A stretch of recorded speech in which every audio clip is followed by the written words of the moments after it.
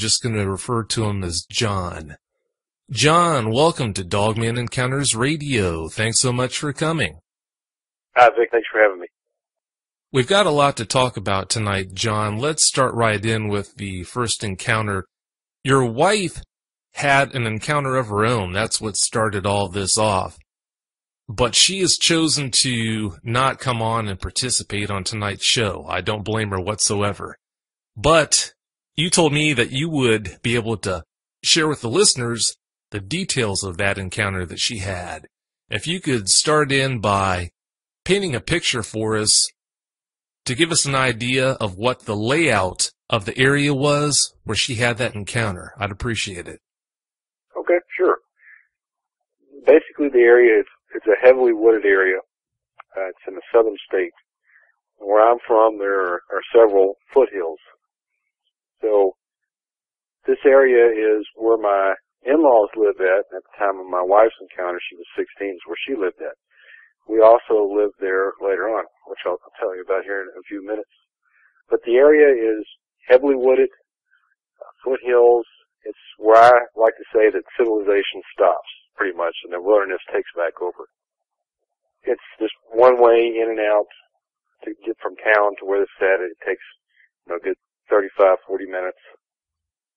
And it's just a very wilderness-like area. In the summers, the undergrowth around the woods and stuff like that is very thick. It's like a jungle. You can't see 2 feet into it. All right, now that we've got a picture of what the area looked like, if you could set in telling us about the actual encounter that she had. Sure. She had her encounter in the driveway. The driveway is probably around 80 yards long from her front door to the roadway. And the driveway is where the roadway ends. So she got up early one morning to catch her bus, where she lives out so far away that she had to get up early. So this was between 5:30 and 6 o'clock in the morning. So she goes outside, but when she does, she locks the keys to the house behind her. And because her parents at the time, one of them worked third shift, and the other one had to be to work real early, nobody was home. So she locks the keys behind her, and she steps out and starts on her way to catch her bus.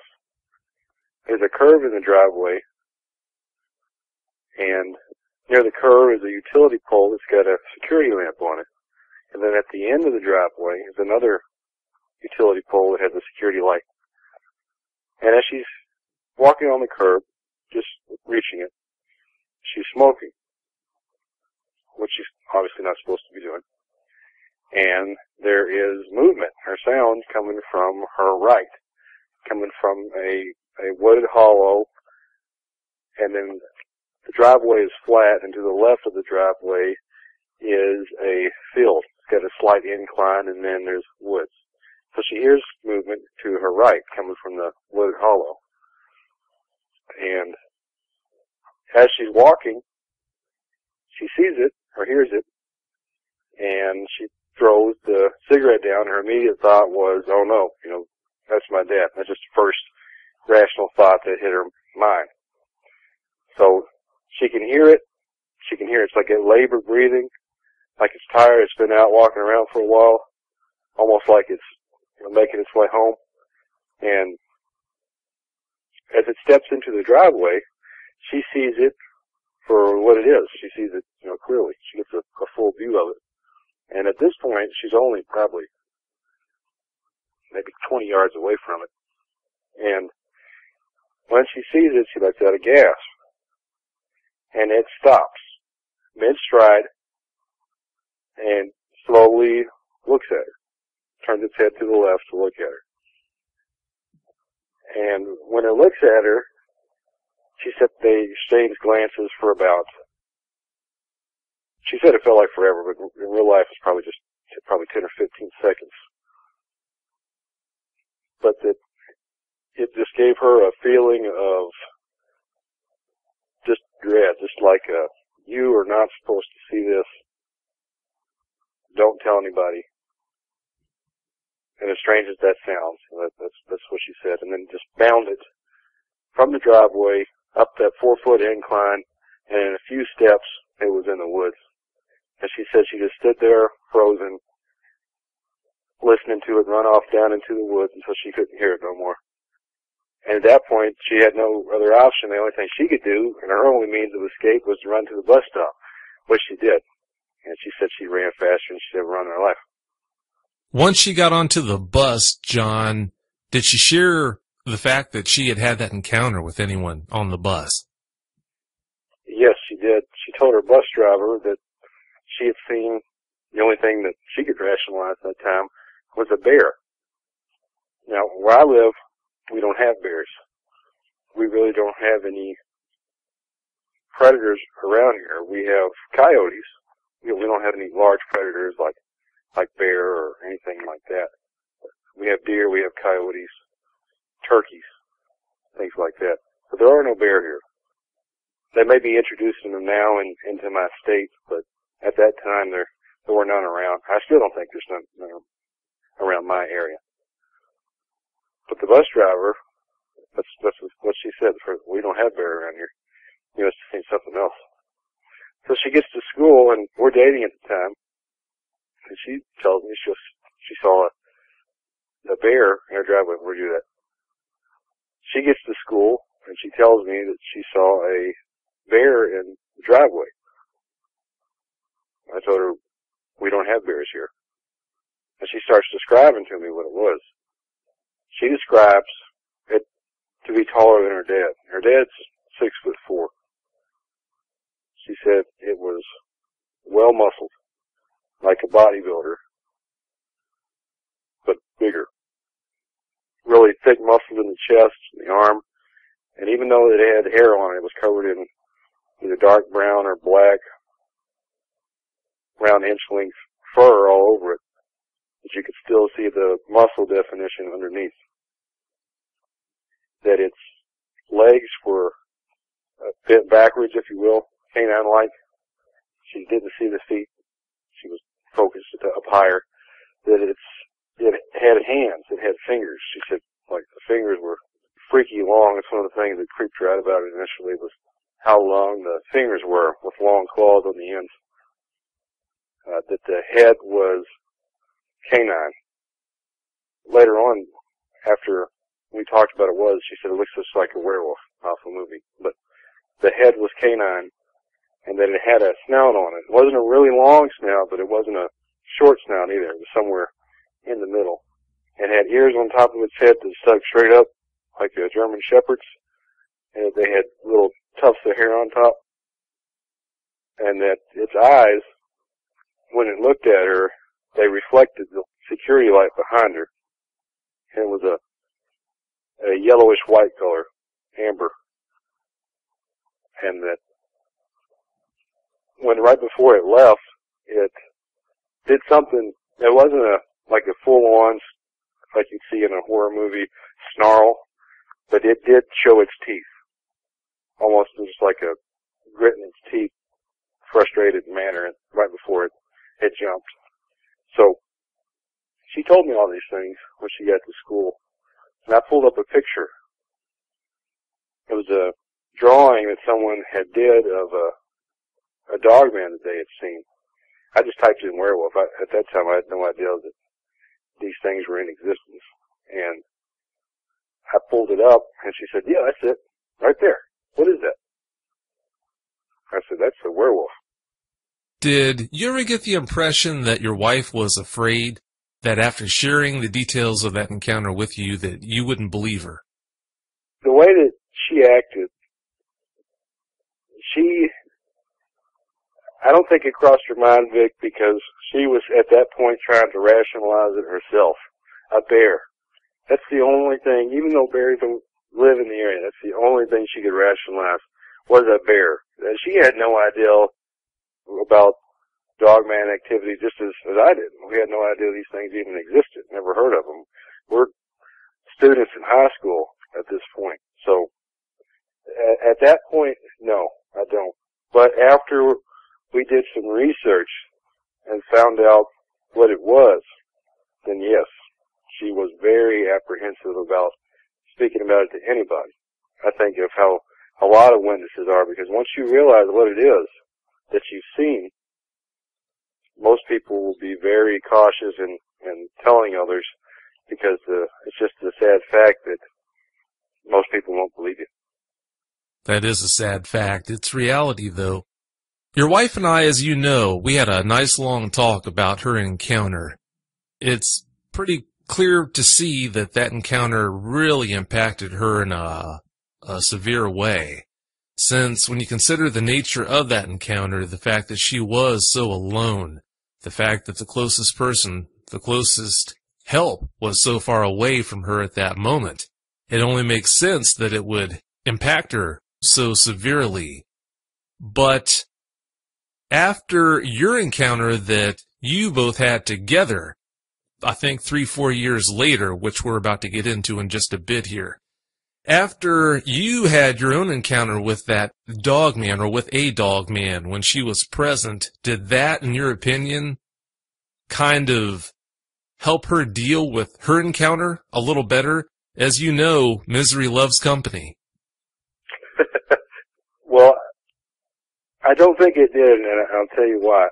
She never, for 1 second, thought that what she saw was not real. She knew she'd seen something. What, she did not know.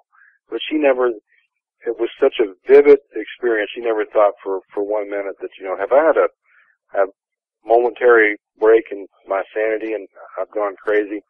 So she was never like that. But I will tell you, when we saw it outside for the second time, and she laid eyes on those eyes, or at least another set that looked like the one she saw back in her first encounter, that you could see that it shook her up pretty bad. And I should mention that anytime we talk about it, that it will just take her back to the place that she was in that driveway. You can see it, you can hear it, and it's just a visual change that's with her. It's just something that's been burned into her memory, that you can mention it and it'll take her right back. Oh yeah, I noticed that when I talked with her, she made that change. It was almost as if she was standing alone on that driveway again. It's a strange phenomenon, but with a lot of dogman encounter eyewitnesses, not only do they fight a battle with trying to get over the trauma of the encounters that they have, a lot of them also fight a battle trying to figure out if the effect that encounter had and is having on them is normal. There are a lot of people that see these things that not only ask questions about what dogmen are when we have our talks about their encounter, but they also, it's not uncommon for them to spend a lot of time asking questions about if they're taking a lot more time to get over that encounter than most of the other eyewitnesses that I talk with. So it's a double-edged, vicious sword. It's just so unfortunate. Let's move on to the second encounter that we wanted to cover tonight. Let's talk about the encounter that you had, John, where your wife came downstairs and she saw the dog man that you were laying eyes on. Fast forward a few years, well, we fell on hard times and we had to move back in with her parents. And this was just a few years later. So that put us right back in the area where she saw the first dog man. So me being back there and knowing what had went on there, I was extremely interested to know if it was still around. So I had that interest coupled with the fact that there was some weird stuff going on there. They had 42 cats that lived there. How did they get that number? When they moved into the property in the early 2000s, they brought some cats with them. And my mother-in-law kind of got a soft heart, so she would keep feeding these cats. Like the amount of cat food they went through was extraordinary. But cats would do what cats do and multiply, and other cats would come around, and that all leaded up to 42 cats being around here at one count at the start of the summer. They'd like swarm you It was everywhere. Most of them were feral cats, wild cats. You couldn't pet them or anything like that. So these cats would go missing in the night. You'd see them one day, and then they'd go missing. And an interesting point about it is a lot of times when the cats would venture near the woods, you could almost bet that that cat wouldn't be around much longer. And that was the case. So if they get close to the woods during the day and they get a habit of going close to the woods, chances are they'd go missing. And the number drifted down in one summer. It went down to 10. The start of the summer was 42. The count at the end was 10. So something was playing absolute havoc on these cats and taking them. But the weird thing about it was that there's no evidence of something getting them. There's no, when cats fight or something like that, or there's the fur flies, and it's true. There's cat hair that goes everywhere, but I couldn't find anything like that. I couldn't find any cat hair. I couldn't find any bones, any blood. There was no sounds. I'd stay up late at night. There was never any sound of something getting these cats, but they were just getting taken in the night. So that was a red flag. A second red flag was that there was paths in the woods. I would go in and look around, and there would be paths that just seemingly go off in the woods, and they'd go for a long time. Now, of course, we do have deer, as I mentioned earlier, so deer can make game trails and stuff like that. But what a deer cannot do is have tree branches that are broken off at my shoulder level and higher. Something was moving through and just breaking tree branches off, just to clear its path. And no one goes in those woods. So that's the second red flag. So I would go out at night a lot of times, and I would sit and listen, or I would walk around if I heard a disturbance in the woods. A lot of time you'd hear a footfall.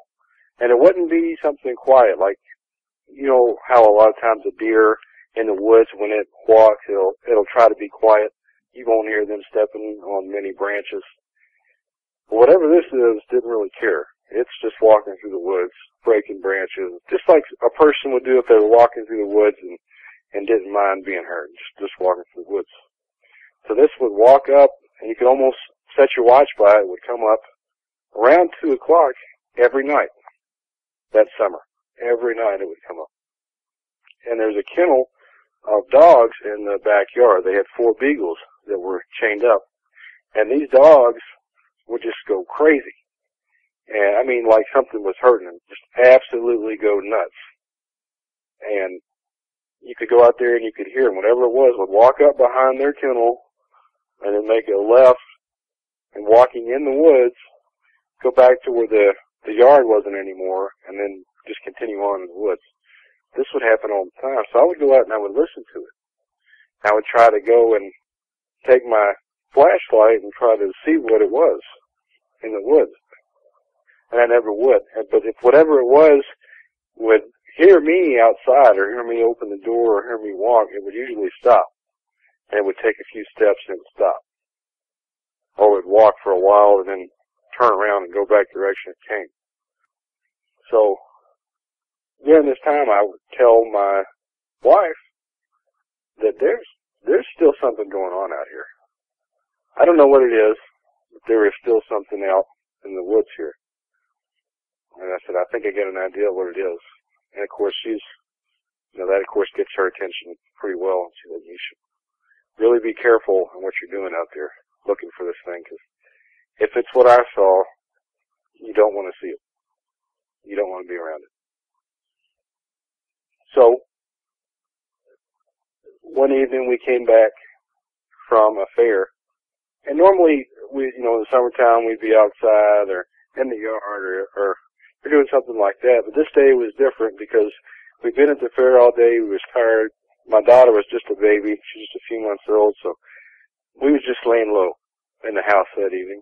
And around 10 or 11 o'clock, there is a big bang on the side of the house. And there's a cat that makes the noise that cats make when they're, in an alarm, that screech the cats make. And it was startling because it just been real quiet, and all of a sudden there's this bang and there's this cat screaming. So at this point, after all the weird stuff that's been going on, I kept a flashlight and a pistol at the ready near the door so I could step out back or out front and just look. So I went up front and looked around, just out the front door, couldn't see anything. Rushed to the back door, sliding glass door, opened it up, turned on the back porch light, and just did a quick scan with the flashlight. And in the backyard is a tree stump. The tree stump's taller than I am by a couple of inches. And out there, above this tree stump, is these two eyes. These two yellowish-white eyes looking back at me. And when I saw it, I was just like, oh my God. Because I instantly thought about what she had seen in the driveway and what I suspect it was out there all along. So when I spotlighted it, it ducked. It was not a fast duck, but it was a slow, I'm going to sneak down behind this stump type of movement. And when it did that, it scared me, so I just instinctively took the flashlight and hit it real hard against the side of the house. And when I did that, the eyes came back up. So at this point, I yelled for my wife, come here, you've got to see this.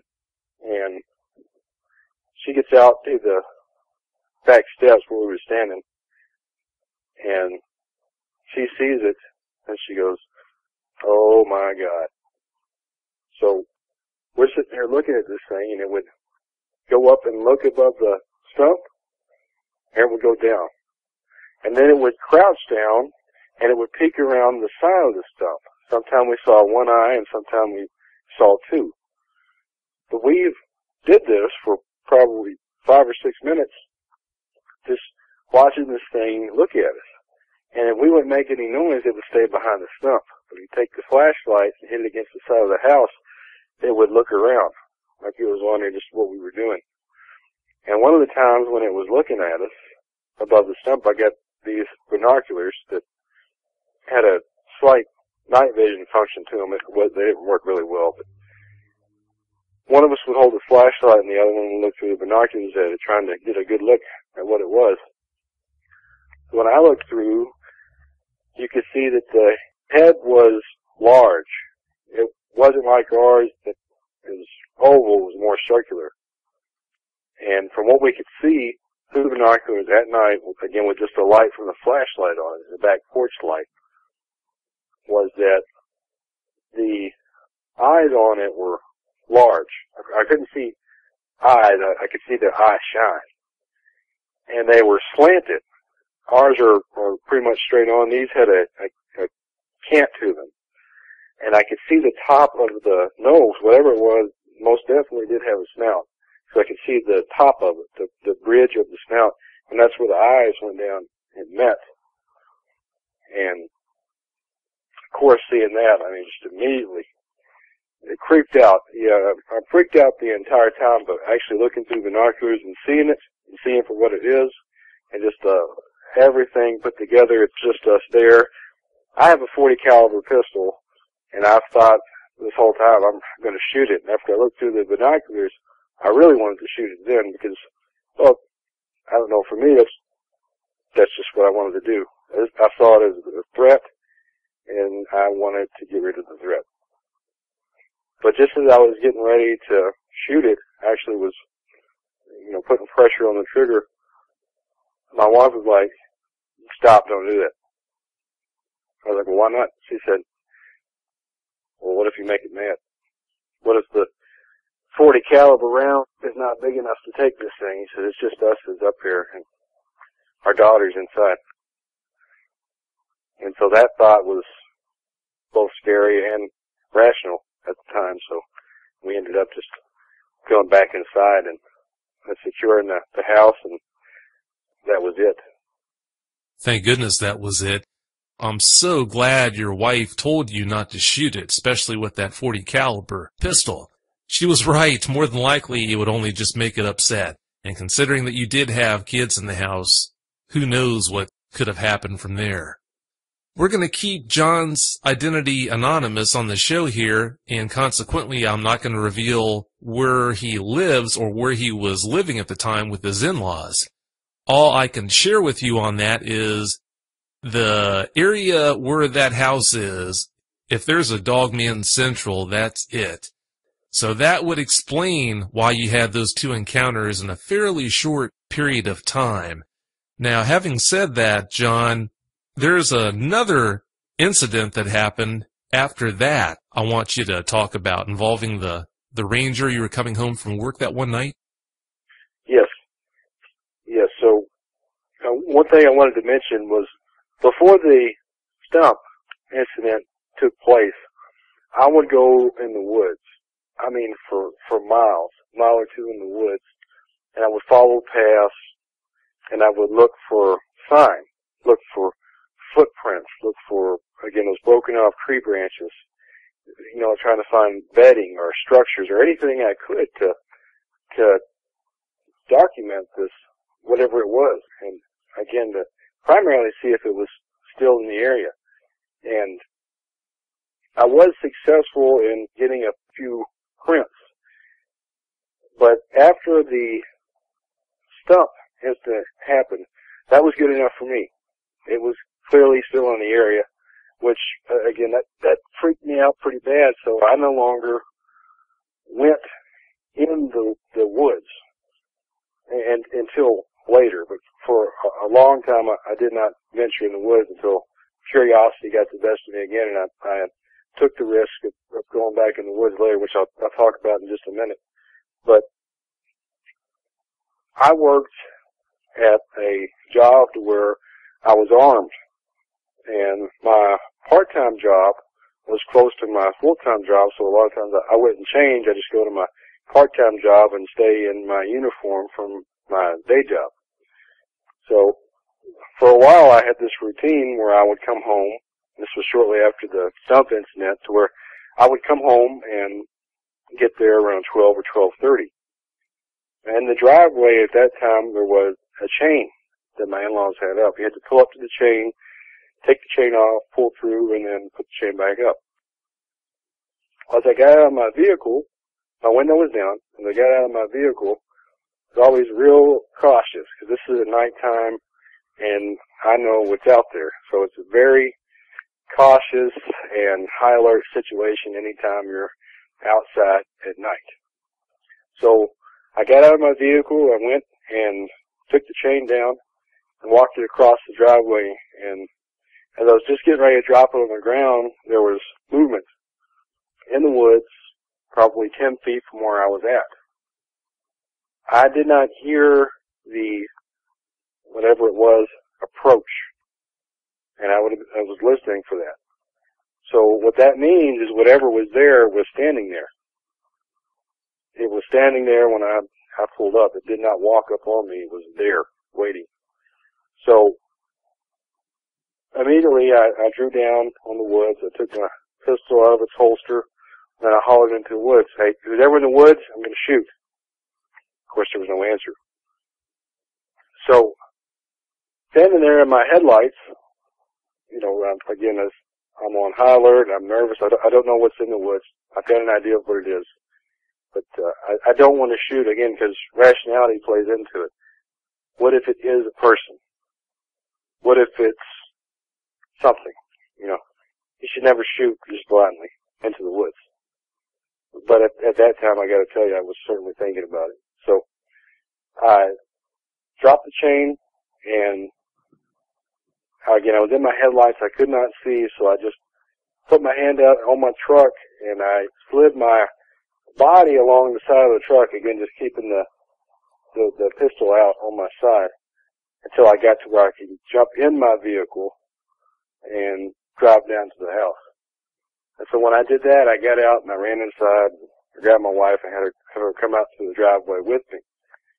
I always like, as long as it was close to the door at least, so we could make a fast retreat if we had to, have her with me. At least there'd be two people that's seeing and hearing the same thing. 'Cause it's such an unbelievable thing that's going on.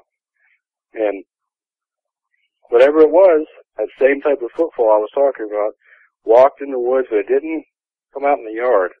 It just walked the perimeter of the yard, in the woods, all the way around. Again, in summer, you just cannot see in the woods during summer. It's so lush with vegetation, you just can't see. And it walked around the yard, around back behind the dog kennel, where it always seemed to come from, and walked back down deep into the woods. But whatever was there, and I have a good idea what it was. I don't know for sure because I didn't see it, but I'm almost certain it was what was behind that stump was waiting for me. And I get the feeling, based on what I know now, because I was in the woods, and because I saw it just a few days prior to that, it was saying, well, you've been looking for me, and you've seen me. I'm looking for you. Here I am. When that encounter happened with whatever that was in the woods, at that moment, did you start to get the impression that maybe it was more than one dog man that was around your area, or it sounds to me like you had the impression that it was probably the same one that you and your wife had seen looking at you over the top of that stump that day that was still hanging around and checking you out? At that time, I thought it was still the same one. Now, I don't know.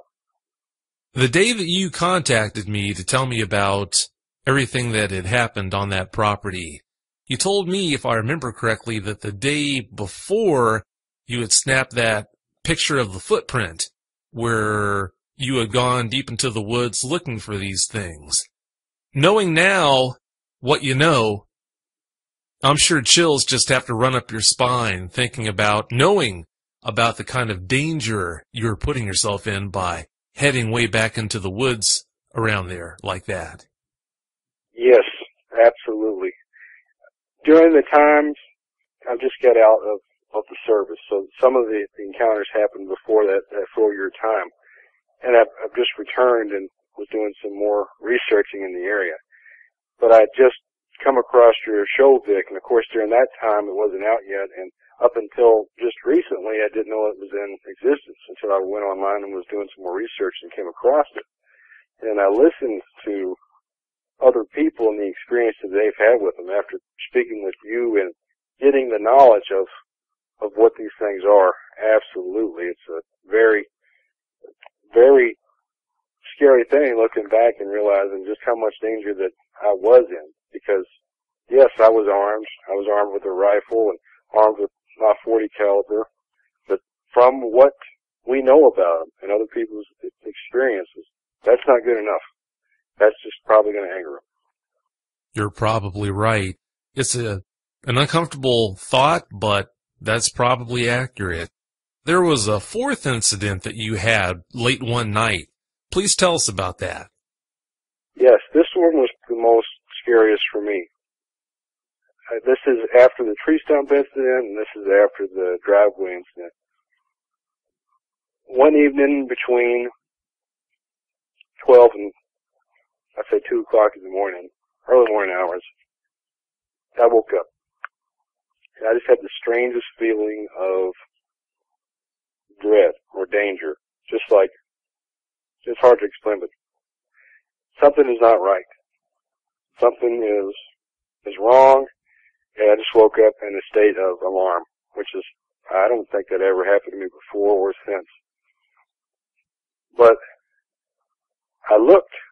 I didn't move. I stayed where I was at.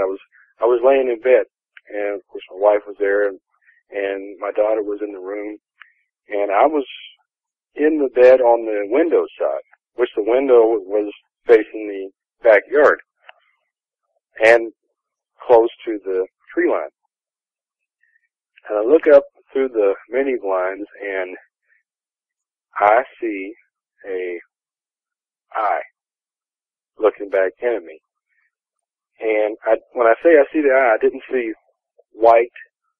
I just saw an iris, a dark color, almost like an orange iris looking back at me, looking down at me.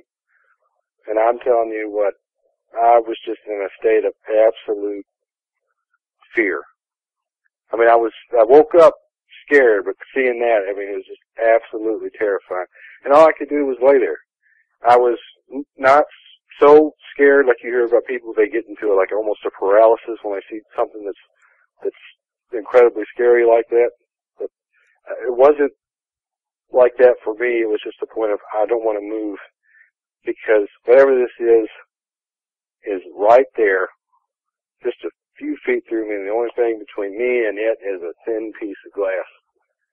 And I just didn't want to move, so I thought whatever it was would just come right on in. My pistol was on the dresser, just a few feet away. And I really thought about getting to that, but again, I was just too scared to get to it. I felt like if I got up, that it was coming in. That's just the feeling that I had. If I get up, it's going to come in after me. So I just laid there, I mean, for hours. I didn't move. I didn't look back at it. I just laid there. And then my wife woke up and said, "What are you doing?" I was like, "There's something at the window." And she said, "What?" I said, "There was something at the window and it was looking in at me." I said, "I've been laying here for hours." And that was pretty much it. Just a scary, scary experience. I'll tell you what, there's nothing creepier than the idea of laying in bed, which is supposed to be one of the safest places you can be, and finding out that one of those things is watching you. That's straight out of a nightmare. There have been quite a few other people that have reported that experience. They've been in bed and suddenly come to the realization that one of these things was looking in the window at them. I can't even imagine what that would be like. Not good. I want to go back here and touch on some things you've said during the show tonight here, John. The first thing I want to share with you, the night where you saw the dog man looking at you over the top of the stump, you heard that impact on the back of the house, and then you heard that cat squall. It's not uncommon for eyewitnesses to report looking out their back window, for example, and seeing their cat in the jaws of a dog man. And it's also not too uncommon, it's not as common as that, but it's not too uncommon for people to report having something, apparently a dog man, throwing cats against their house, either killing them or severely injuring them. I've got no idea what that's all about. All I can do is tell you that I've heard that several times before. It's interesting you say that, because for the longest time I've wondered what the noise was. Was it slapping the side of the house, or what exactly was the noise? So that would fit, that it was throwing the cat up against the side of the house. Maybe that is what it was doing. It seems like that's just one of the many strange things that they like to do. Like a lot of other things that they do, I'll never understand it, but that's how it is. Now, had her parents, going back to talk about your wife's encounter, had your parents seen any dogmen around the area before she even had that encounter that night? No. Talking about the dogman that you saw looking at you over the stump and around it, did you ever get a chance to look at its muzzle? The only thing that I could see, I couldn't see it just looking out back because it was too dark and too far, but looking through the binoculars over the stump, I could see the bridge of its nose. I saw its muzzle. I didn't see the whole thing, I only saw the top. But you could see where it started and where it terminated, and you could see where the eyes met the bridge of the nose. And, of course, the backdrop of its large circular head. I did see that. Now, moving forward, I want to talk about the encounter, the situation where you were in bed and you saw it looking at you through the window. You mentioned that its eyes looked orangish. Amber is the most common color that people say that they see. So that just falls right in line with what I'd expect to hear. So people do report seeing red eyes. People report seeing them with black eyes, but like I said, amber's, for whatever reason, the most common. Moving forward, I understand you've got some questions that you'd like to ask about dogmen. Yeah, Vic, I do. I've got a few of them for you. The first one is, you mentioned the window before of people seeing the dogmen at their windows. And I've heard stories of them actually knocking or tapping, or you might even touch on your shoulder, just for people to go and investigate what the noise was and throw open the curtains and see one standing there. It seems like they might enjoy scaring people. Do you think that's so? Oh, I've got no doubts about that. They seem to go so far out of their way to scare people, I never will understand it. They'll put themselves in a position just like the one you just mentioned, where they'll scratch on a window, or I know of them scratching on screens, doing something like that to get someone to come over to the window and part the drapes, and there they are standing, baring their teeth. But anyway, they do seem to really enjoy scaring people within an inch of their life. That's scary stuff. Okay, Vic, my second question for you is, these things munched on 32 cats there. What do you think is the reason why they enjoy eating cats so much? I think they would have to be opportunists. If something makes itself available for them to eat, like a cat, then I'm sure they're going to take that opportunity. Since we are talking about wild animals here, that's what I would expect. How they are seemingly so easily able to catch cats, which they seem to do without any trouble, I really don't know what's behind that. I do know, even though they are called dog men, and when you hear the word dog, you don't think of something that can climb. For whatever reason, these things seem to be able to climb well. They do seem to spend time up in trees. The most recent eyewitness to tell me about seeing one up in a tree, he saw a dog man jump out of a tree about, I think, 80 feet from him. And he said it was about 400 to 500 pounds.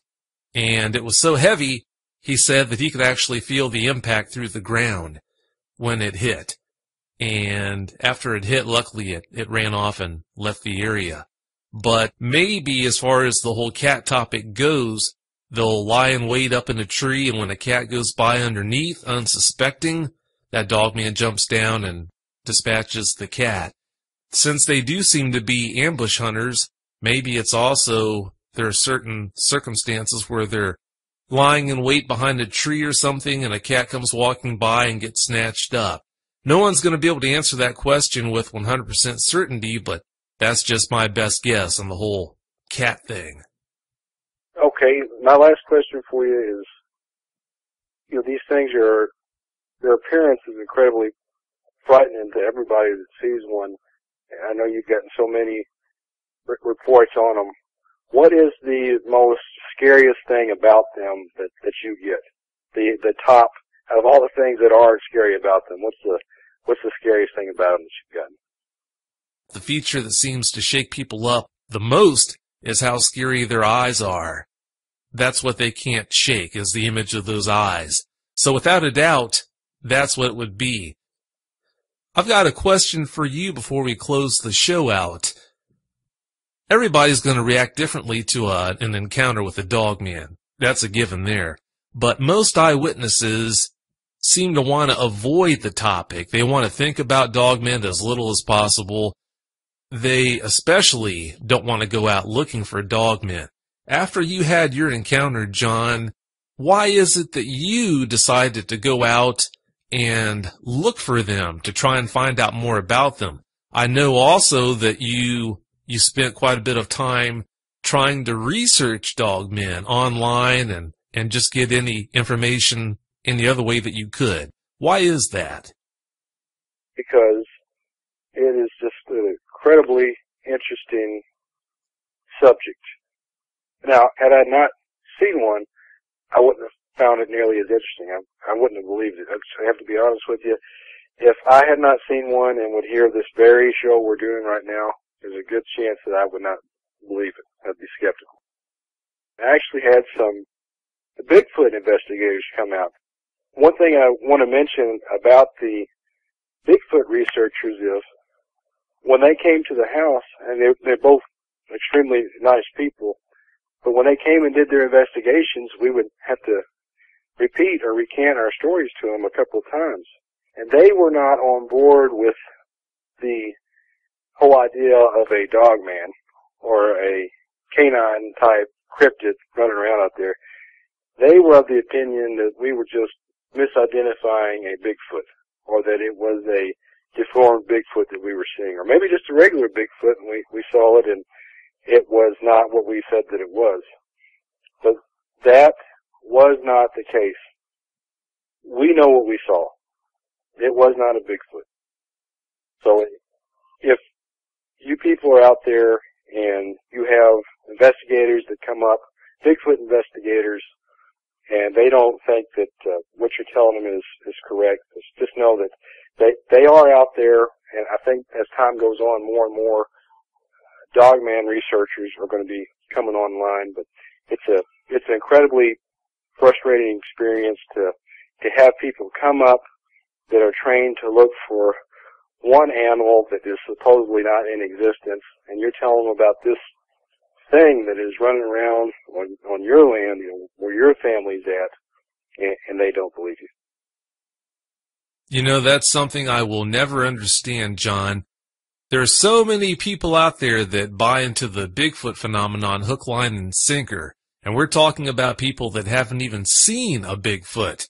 But if you mention Dogman to them, they put their nose up in the air. They don't even want to hear anything about it, as if it's just an impossibility. That's something I will never understand at all. If it's of any comfort, I do know the Bigfoot researcher that heads that group that stopped by your house that day. And I can tell you, without a doubt, he buys into the Dogman phenomenon wholeheartedly now. He has no doubts that dogmen are out there.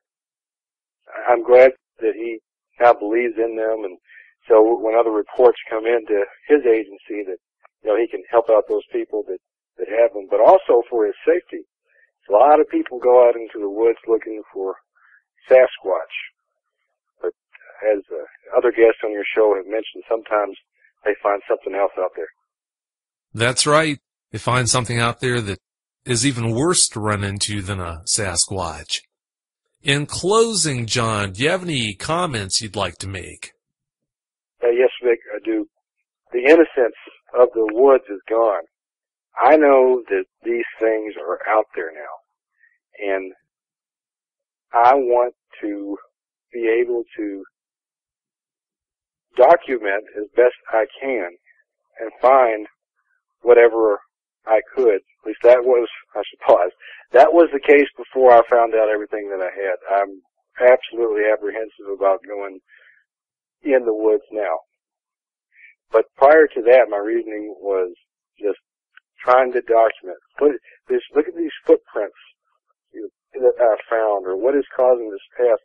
This thing is out here. People need to know that these animals, or whatever they are out there. And I am not so sure that if you put yourself in the wrong place at the wrong time, and these things decide that, hey, I'm going to eat you, that you're going to make it out. Because if you put yourself in the wrong place at the wrong time, there's virtually nothing you can do to stop these things. They're just too much for anybody to handle. Like I mentioned earlier, I did not know the information that Vic has put out, and that the other people have come on his show have put out. I did things that were careless. I thought that by taking my pistol or the rifle into the woods that I was adequately protected.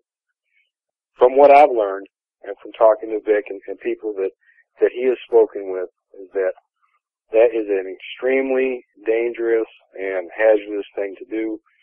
And I put myself, 2 miles into the woods where I very easily could have been attacked or injured.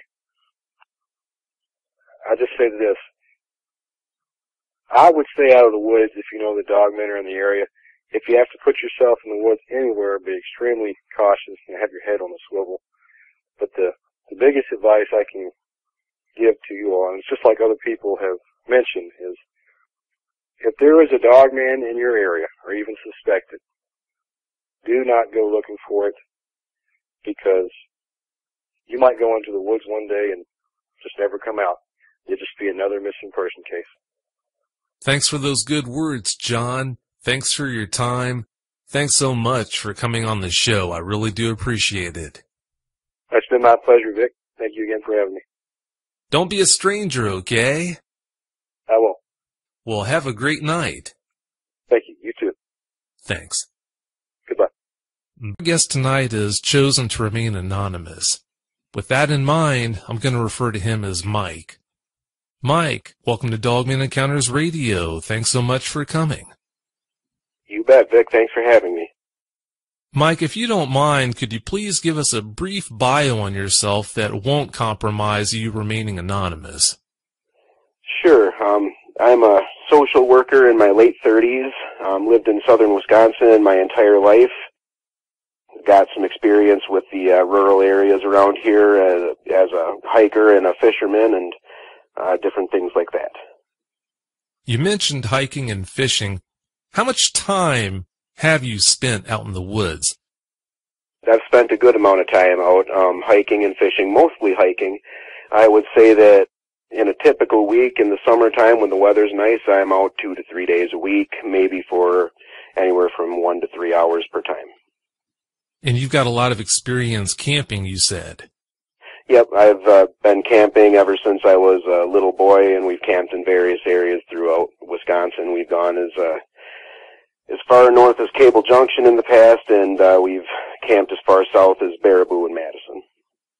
Heading right into your encounters, the first one you had, I understand, happened in winter of 2012. Please tell us about what happened.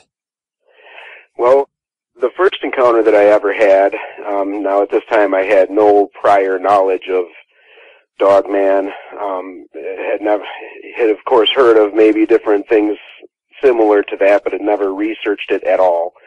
No, on this particular night I was out doing some volunteer social work, and I was part of what's called a homeless intervention task force. And our purpose that night was to go out into areas that had been documented as being a hot spot for homeless activity, where people who are homeless tend to congregate at nighttime and things like that might not be very visible to the public eye. So it takes you out into rural areas, it takes you into areas that are maybe mostly abandoned and things like that during the overnight hours. And this particular leg of this search, I was assigned to a group that was sent out along a path that runs along the river here, just outside of town. So we were in a wooded area. And this was at about 1 o'clock in the morning or so, and very, very cold. And I was in a group of 4 people, and we were walking and searching the area, and I knew this particular area very well. This was my 5th year doing the homeless count, and I had been assigned to this area 3 of those 5 years, so I know it very well. And we were walking back to the area to where the homeless activity was known to be happening. And as we're walking, just to kind of give you an idea, the river was on my right, the woods were to my left, and I'm walking along a path that's a paved path along the river here. And when I say the river is to my right, the river was just to my right. I would say 5 to 7 feet, possibly maybe as far as 10 feet. And then there's a group of trees that lines that side. And the trees are big, tall, old trees. They've been there forever. And as we're walking back to the area, we start to hear a sound coming from the trees. And after just a couple seconds, we're commenting on it to each other, and we're noticing that it seemed to kind of start behind us, but now it seemed to be right beside us, and we're shining our flashlights up into the trees. We're not seeing anything. But every time we go to walk again, the sound started again, and when we would stop again, it would stop. And this went on for 2 to 3 minutes, not for very long, although it seemed long at the time. It was terrifying. What ended up happening at the end of it was there was a loud sound from the trees, and I'm going to call it an explosion, meaning that whatever it was that was making the sound suddenly jumped through the trees faster and harder than it had been moving through the trees before. And all of a sudden, in front of us, one of the trees, which was a big, tall, thick tree, started to shake. And then there was sounds coming from an animal, and it was like a grunting sort of a sound, but not a sound I've ever heard an animal make before. And we stopped, and we just kind of looked at it for a second, and then we formed into a tight group, and we started to walk out of there. And I was at the back of the group, so I'm kind of like the eyes in the back of the head, so to speak. I'm watching behind us as we're walking out of there. I'm walking backwards, and I'm shining my light. And all I can see is this tree shaking, but I can't see an animal anywhere. And we just got out of there, and that was the first encounter. How many people were in that group that you just mentioned? 4. 4 of you, okay. And when you mentioned whatever it was moving through the trees, are we talking about something up in the canopies, or was it definitely on the ground? Up in the canopies.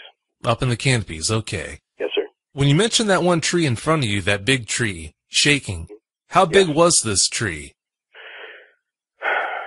Well, I would say that this tree was 20 feet off of the ground. I would say that it was probably 18 inches in diameter, maybe bigger. What I can tell you, no, and I'm estimating, I never measured the size, but what I can tell you is that I did go back to this spot later, and I did, and it kind of sounds funny probably, but I wanted to see, I did try to do that myself. I tried to replicate the motion of the, one of the trees down there, and I wasn't able to get it to move at all. And I mean, I've lifted weights since I was a teenager. I'm in my late 30s. I'm a fairly strong guy, and I wasn't able to get this tree to move in any direction at all, let alone get it to whip back and forth like that. I don't think that's all that surprising. If you were on the ground trying to move that tree and it, whatever it was up in the canopy of that tree, it would have a clear advantage of being able to move that tree in the first place. Especially if it was a dog man and had any kind of weight to it, it would really have an advantage that way. But Sure. Having said that, is there any chance that it might have been an indigenous animal to that area that was up in that tree moving it? I highly doubt it, and I say that as somebody who's lived in this area my entire life. And in that particular area, I've spent a lot of time. It's an area that I've gone fishing with family members and friends. I take my kids back there hiking. I have been back there my own on numerous occasions just to, walk along the river. I enjoy being outdoors. I've never seen an animal do that to a tree in this area ever, not before that or since it. And I've never heard an animal make that kind of a noise, and I've been outdoors around here enough to say that I don't think it's something that's from this area. It's certainly not something I've ever encountered. In order to move a tree like that, that's not a monster by any means, but it is big enough where in order for an animal to move that tree, even if it's up in the canopy, for it to move it enough where the trunk swayed, it would have to have some pretty impressive weight to it, so that kind of rules that out. Yeah. You did say that the grunt that you heard didn't sound like it could have been made by any of the indigenous animals. No. Okay, I've got you. Do you know of any reports of people being attacked or killed or turning up missing in that area? Yes, I do. In fact, there's a situation that's happening right now where it goes back to this past May. There was an elderly woman who disappeared, and the last place she had been seen was right in this same area. And her body turned up in the river a week after she disappeared, and there was signs of head trauma, but she had died from drowning. But something or somebody, probably somebody, who knows, and hit her a few times prior to her going into the water and drowning. And as I say, the last place she was seen was in that area where I had my encounter, and she's also somebody who is known to go back there on a frequent basis at nighttime. And for the same reason that I was going back there, because of the, homeless population, she was going back there to try to help them. And on this particular night, she ran into something that didn't want her there, and she was harmed, and she ended up dying, unfortunately. So, yes, there, one time. That's really sad. Not a good way to go out, especially for a good Samaritan like that was only down there to help in the first place. Absolutely. Talking about the helping aspect, you talk about a horrible place. Any place is a horrible place to be homeless. But having to live in those conditions in Wisconsin in the middle of winter, being homeless would be unbearable. Absolutely brutal. I mean, just to be out and looking through the areas for a limited amount of time on one night is about all I can take. These folks are faced with that on a daily basis, sometimes in worse conditions than what I have to put up with. So it's truly a modern tragedy. Oh, I'd say so. Not good at all. After that, in 2013, from what I understand, you had an eyes-on encounter with what you believe to be a dog man. Please tell us about that. Yeah, that was in late February or early March of 2013. It was just starting to really become spring. Snow was melting, but there was still some snow on the ground, and this was just as the sun was going down, but there was still plenty of daylight, so mid-afternoon, that time of year. And I was coming into town, and I was behind a pickup truck, and as we're driving along, all of a sudden I noticed the pickup truck in front of me is slowing and then stopped abruptly, so I stopped. It was, kind of a slam on your brakes sort of a situation. And out of the corner of my eye, I saw that what had made us stop was that there was an animal that he had seen before I did that had ran. It was moving very quickly. It was very large, and it ran across the street, or the road, because we're on the highway, and went from one side of the road where there was woods to the other side and disappeared into the woods on that other side. And there were three cars. There was myself, the car in front of me, and then there was one on the opposite side of the highway that was coming towards us that had also stopped. And after this thing was gone, the cars, none of us moved for a few seconds. I don't know how long it was, but it was, it took a minute to kind of absorb what I had just seen. And I didn't even see the entire animal, but I saw kind of the back side of it, and it was reddish-brown. It was huge, and it was moving very, very quickly. And what I saw had to have been on all fours, because I saw the back side, like rump, back leg of the animal, and then I saw kind of the back maybe quarter of its torso as it's moving across the road, and it was moving so quickly, and it was so huge, and everything was so overwhelming that it was hard to process. But when I think about it, it actually kind of makes me start to feel a little physically ill when I remember this, because I remember being in the situation and just feeling unsafe once I came to my senses and realizing the size of what I had just seen. Didn't have a tail, but then I never saw it again. And then we all just kind of went along our way, and we went back home. Or I went back home, everybody just kind of resumed driving again, and the rest of the trip went on without incident, but it was just moving so fast, and it was so big that it was hard to really kind of grasp it as it was happening. I could understand why you wouldn't feel safe when that was going on. You said you didn't get a full view of the subject that was moving in front of that truck, but did you ever see any anatomical features that would tell you that that was not a Sasquatch? It had to be a dog man, such as pointed ears or maybe canine-style legs, anything like that?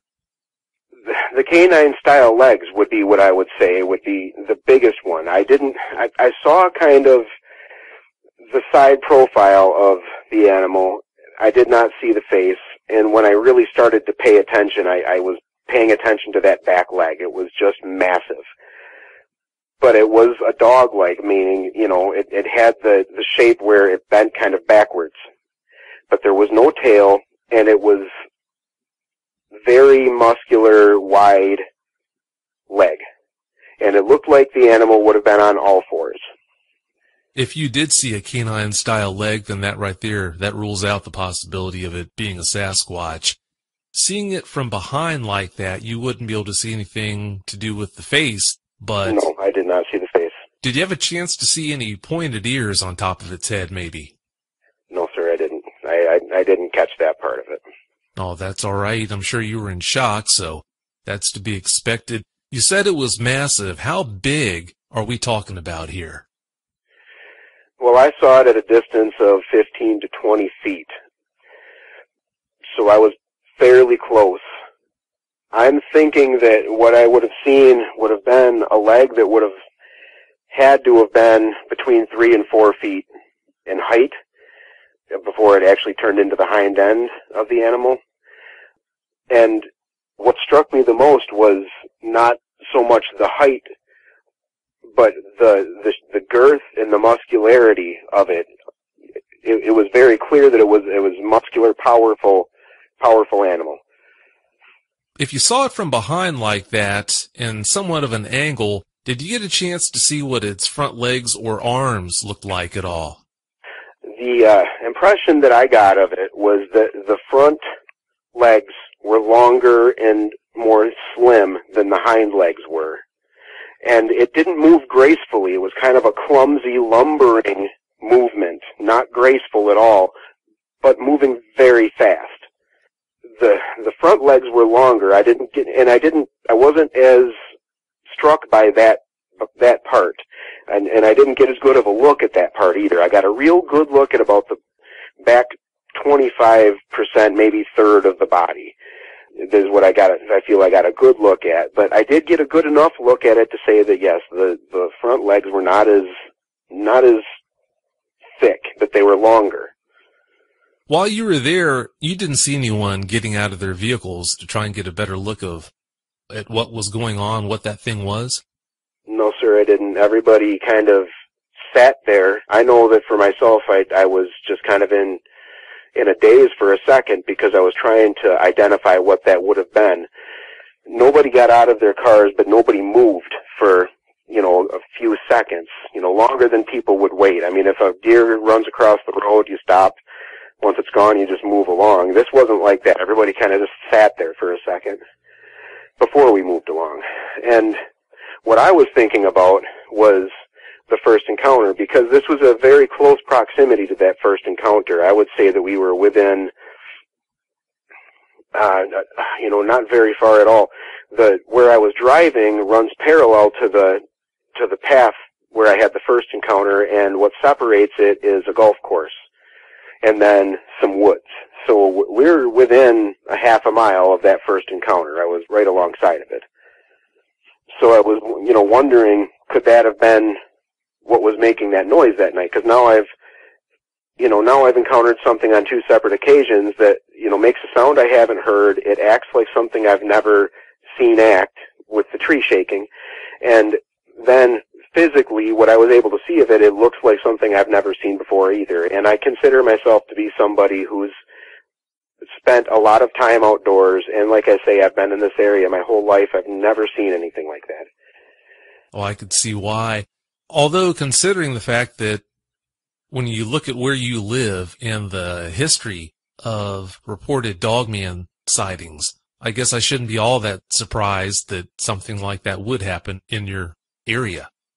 Yeah, there turns out after these encounters, I started researching this, which I'd never done before, and it does turn out that there's a pretty detailed history of encounters similar to mine within a 20 to 30 mile radius of where I live. There's pretty good history of it, in fact, going back way to the 1930s from what I've been able to find. If that area is that close in proximity to where you had that first encounter, I wouldn't be surprised that you would see them there, because they really would have everything that they need. They've got the river right there that you mentioned walking next to that winter night. You've got open expanses of land which will attract deer for grazing and whatnot. I'm sure it goes without a doubt that dogmen, as far as their menu goes, deer would have to be right at the top of things they prey on. Absolutely, and this is an area that, I know for sure that there's a lot of deer in that area. When you drive up and down that road at night, it's an area where you've really got to watch for the deer. It's heavily wooded. There's plenty of deer in that area. Lots of wildlife in general in that area. I've seen fox in that area, as well at night, which are, kind of rare to actually see. Things like that. So there's a lot of wildlife around there. Is there much of a coyote population?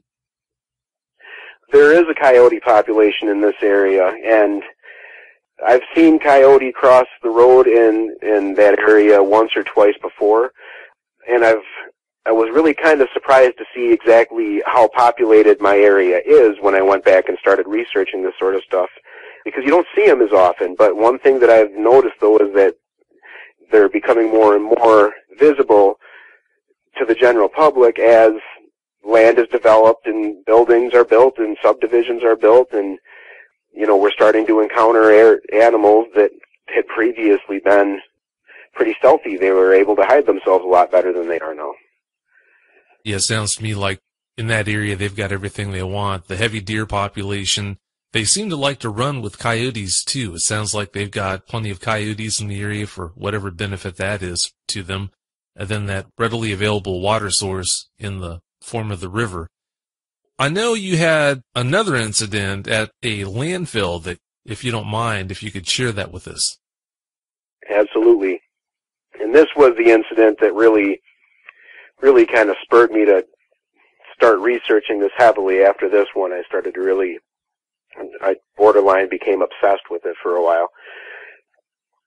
So I have 4 kids, and one thing that I've done with all of my kids since they were little is we'll have what we call adventure days, and we'll pick a spot where typically it's a spot that I played in out in the country growing up, or a spot where I used to fish, or something that has to do with when I was younger, and we'll go explore that area, and we'll, hike, and we'll fish, and we'll do different things like that. One place that we had consistently driven past that I just didn't know about well enough to ever decide to take my kids there, but they always asked about, was the old abandoned landfill, which actually sits on the edge of town here. And one day I decided, it was just my youngest daughter and I, and she asked about it, and we had some extra time to kill, and this was July of 2013. I decided to take her back there and just to take a walk through it. And when we got back there, there was a red pickup truck there. There was already somebody there. And as we got out of our truck and we kind of looked, and what happens is you're parked and you're looking at the area, and first you have to go down a steep hill, and then down at the bottom of the hill, you come to a kind of a swampy area where there's a pond and there's woods. And then you can also go up the hill on the other side, which leads to another set of woods. And as we're walking down the hill and we're walking towards the swamp, we see a gentleman come walking down the hill towards us out of the woods. And one thing that I remember is I was looking at him, and I just didn't feel like he looked like he was okay. He looked scared. He looked like, in fact, I'll just say that he looked like he had seen a ghost. I was actually concerned about his health for a second. Just, as much as you would be walking towards somebody who looked like they weren't doing well, but it was a complete stranger. So I just said hello to him as we passed each other, and that was all the interaction we had. But I did notice that he seemed very shocked, so I thought that would be worth mentioning. But anyways, we walked up the hill, and then as soon as we got to the top of the hill, the first thing that we saw was that right on the edge of the woods, there was what looked to be some sort of a den. It was kind of a makeshift den.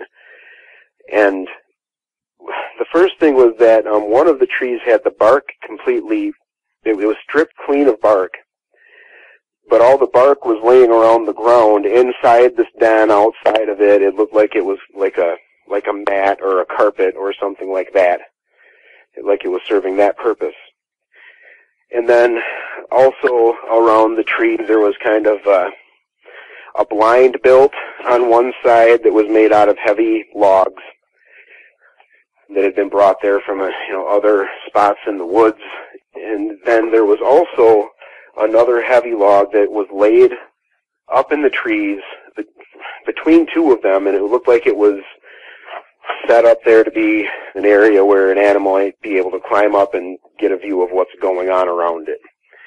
And the thing about it was that these were such big, heavy logs that it would have taken several grown men to do this, and I don't really know what the purpose would be to do something like that. It was just kind of like a fort. So we were looking at that, and when we're back in this area, there was a couple things that kind of got us. One of them was that there was two spots where we found deer legs up in the tree limbs, 8 to 10 feet off the ground, and that had obviously been placed there by something or somebody. And we also started to hear knocking in the distance, and I know that there's been wood knocks associated with different cryptids, but just like something was knocking a piece of wood against a tree. We started to hear that from two different areas, as if they were a call and an answer. My daughter got scared, and so I got her out of there, and we took off, and I went back myself a couple days later and photographed the area. And I was able to get some good shots of the area, but it wasn't until I came home later and was going through the photos that I realized that in one of the shots I had captured an animal looking at me from a distance, well camouflaged but visible, very visible in the picture. Looking at that picture, Mike, if you don't mind, please describe for us what you see. Well, what I'm looking at here is a spot in the woods that was a clearing, and meaning that it's surrounded by trees, but this particular area has a lot of foliage and overgrowth, but not any trees, except for a couple of little saplings, maybe it looks like thin little things in the back. And one thing that struck me about the area is that as you walk into the clearing, there's a skinned log that is in the entrance, and then there's another skinned log set off in the back, and they seem to be strategically laid there. They're both kind of big, too. Would have taken some strength to get them there. So I took the photo for that reason. Now, when I got home and I was looking through the photos on my computer, I noticed that up in the top left-hand corner, between those two logs, but close to the back, behind some foliage, is a face looking out at me. And the face, as I look at it, there are triangular ears sticking up that are apparent. There is two eyes and a snout with a nose on the end of it that is also apparent. There's also hair sticking up around the ears. The ears are a bit higher, but then there's hair sticking up that just looks like somebody who's got messy hair. Just kind of messed up hair. And the face is just looking at me intently, and it's black in color. Well, black's a very common color for them. It's a very eerie feeling knowing that you were out there and didn't have a clue that it was that close to you, and it was there watching you all the time, isn't it? Yeah, very much so. I questioned whether or not it was my mind playing tricks on me. I mean, am I wanting to see something, therefore I'm finding it? And I showed it to a couple people who I trust, and they see it as well. It's very unnerving. It's just one of the creepiest things I've ever had happen to me in my life. You shared that picture with me, and I saw the subject that you're talking about, and it sure does look like a dog, man. Understand that for whatever reason, this is not a one-time occurrence. To illustrate my point, last week's guest, John had 2 or 3 pictures that he had snapped in his area, which I consider that to be Dogman Central, the area where he lives. John had snapped 2 or 3 pictures of wilderness for whatever reason, and after the fact realized that there were what looked to be dogmen in those pictures. I can speak for this picture here. When I took the picture, I feel like I looked around quite a bit because I'm looking for things that seem out of the ordinary, and I never saw this. And then, yeah, when I go back and look at it, there it is. It's plain as day when you're looking at the picture. Somehow they're able to keep themselves very well hidden in plain sight. So I do have a photograph of both this area and a photograph of what I believe to be the animal that's living back there that I've encountered. And again, very, very spooky when I first realized that I had that. From what you said about the look on the guy's face coming out of the woods there, sounds to me like he must have seen that same creature that you took that picture of. In hindsight, I think he saw something. I think he had something happen to him that he wasn't comfortable with back there. He was just walking at a regular pace. It wasn't like he was fleeing the area, but at the same time, and again, I was a complete stranger, but at the same time, I got the definite sense that he was not comfortable, like he had been scared back there. When you were back there looking around, when you went back the second time without your daughter, did you find any evidence that was out of the ordinary, such as strange smells or anything like that? No strange smells. I've never had that. There were still deer legs in the branches. One of them was one that had been there previous, but there was another one that was not, either I hadn't noticed before or was new. And there were tracks. Now, there was one particular track that I saw that was larger than the rest. Only one print, not one set of prints, one single print. But there were a lot of dog tracks in the area.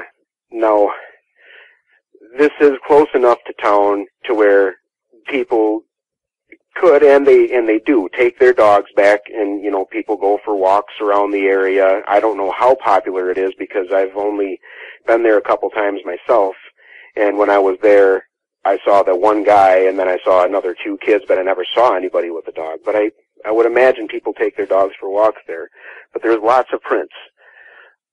And then there were different things that just seemed to be out of place. For example, there was one area that I found that I decided to take pictures of, that when I first walked back there, I stepped in a little hole that had been dug out, but it had been covered with sticks and leaves and things, so it wasn't visible. I didn't realize that there was a hole there until I put my foot down and my weight caused my foot to go into it.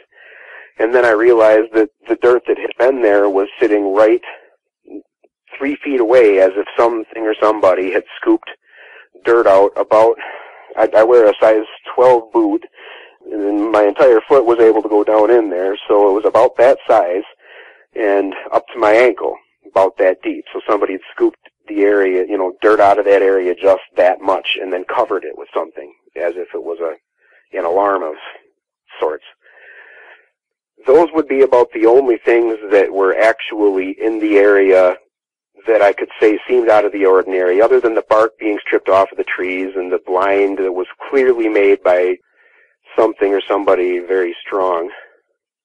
You mentioned finding that large canine print in the ground. How big was that print? Well, I put my foot next to it, and as I say, I wear a size 12 boot, and it was lengthwise just slightly shorter, and as far as how big around it was every bit as wide as my size 12 boot. This is a canine print that was almost as long as your size 12 boot. Yes, sir. Oh, wow. That's a big one. I mean, it wasn't as long, almost.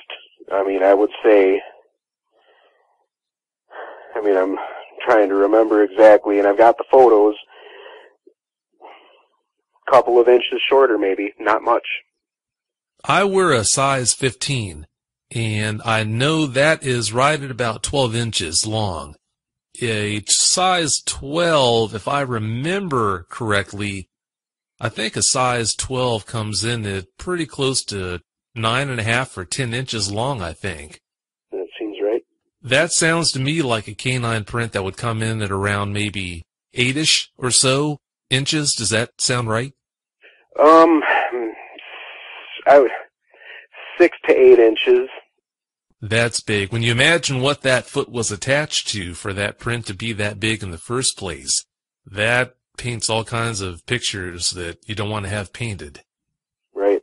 Now, with all of your experiences with these things, with the sounds you've heard, with finding those prints, with seeing that creature running through traffic in front of that truck that was in front of you, has that changed your behavior out in the woods? Has it made it so that you just don't even want to go out anymore? Or if not, how has it changed you?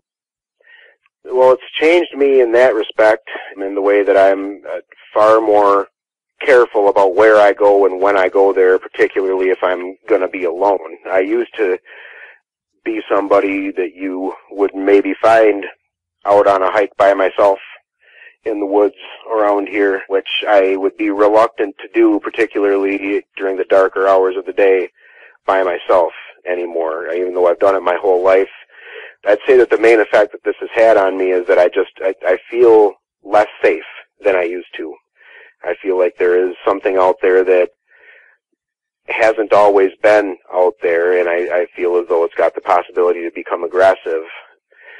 I drive at night a lot. There's many nights where I'm out in the, between the 11 o'clock and 3 a.m. hour, and I'll be on the highway out in the country, and I'll be driving around, and I'll start to feel a little scared. I'll start to feel like, at any time something else could come running out in front of the car, and this time maybe I'll hit it, and maybe it won't turn out to be such a good situation.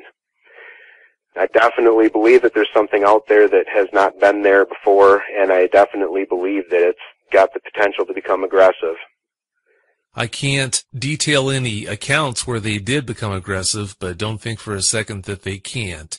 That is in their nature, given the right circumstances, or I should say the wrong circumstances. I definitely make sure that when I'm out and about in these areas, I've always got protection of some sort. I'm always armed in some way. If I'm going to be out in the rural areas by myself at any point in time, whether it be, for recreation by myself, or if I'm doing some sort of recon for some of the volunteer activities that I do, if I'm by myself, I make sure that I'm able to protect myself. In your area, and that's wise to protect yourself like that, in your area you said that there are no bears. Well, there's not a population of bears that lives in this area, no, but there has been the occasional black bear that will pass through the area. We've had things like several cougar sightings the last couple of years in this area, a handful of black bear sightings, more than in years past, but still nothing indigenous.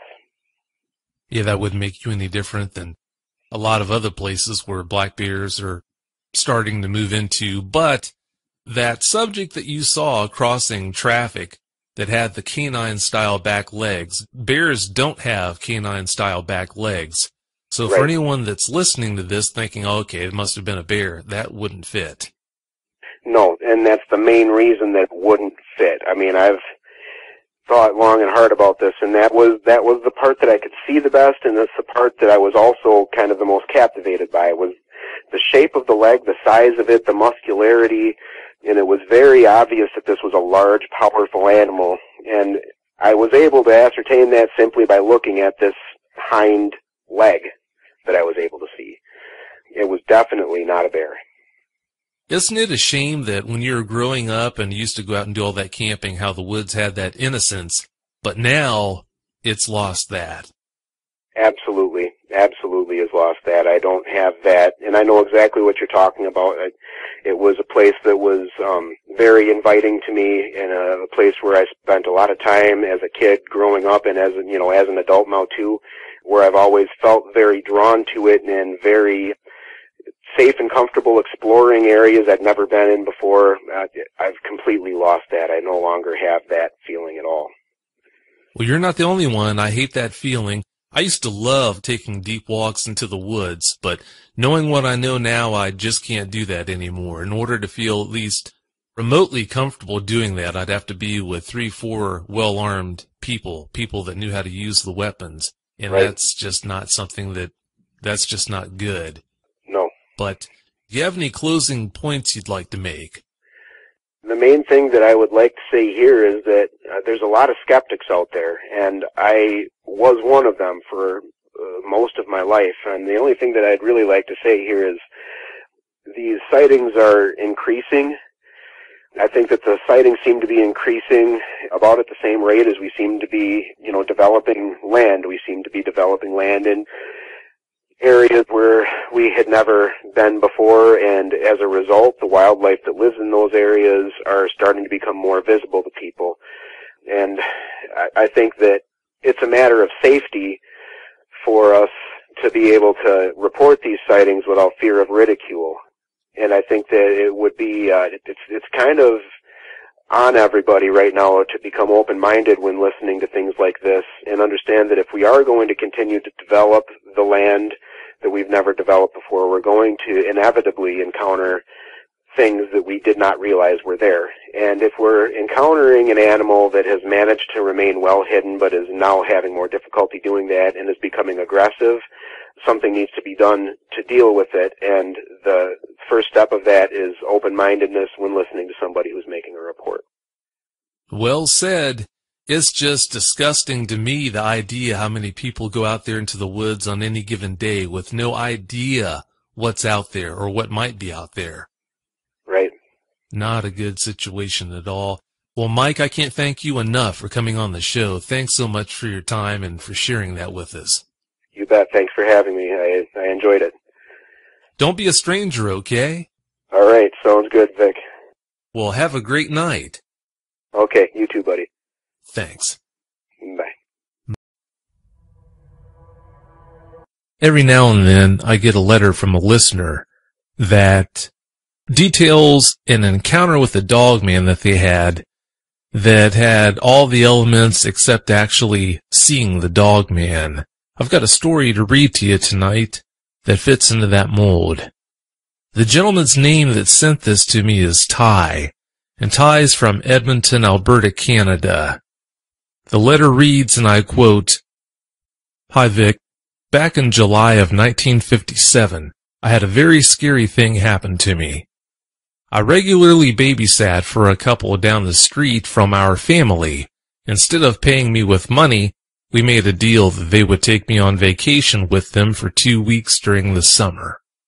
I was 12 years of age then.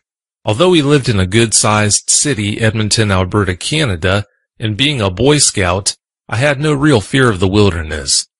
The couple's names were Chuck and Ray Gowers, and they had 3 small children. Chuck was an avid fisherman, so they decided to take me fishing. We piled into their new Ford station wagon and set off for southern Alberta. Hours later, we arrived in Lethbridge, Alberta, where we met up with Ray's parents, Mr. and Mrs. Hunter. Mr. Hunter was a true outdoorsman, and even though he was a prison guard, he was very gentle, patient, and a good teacher to the little boy I was at the time.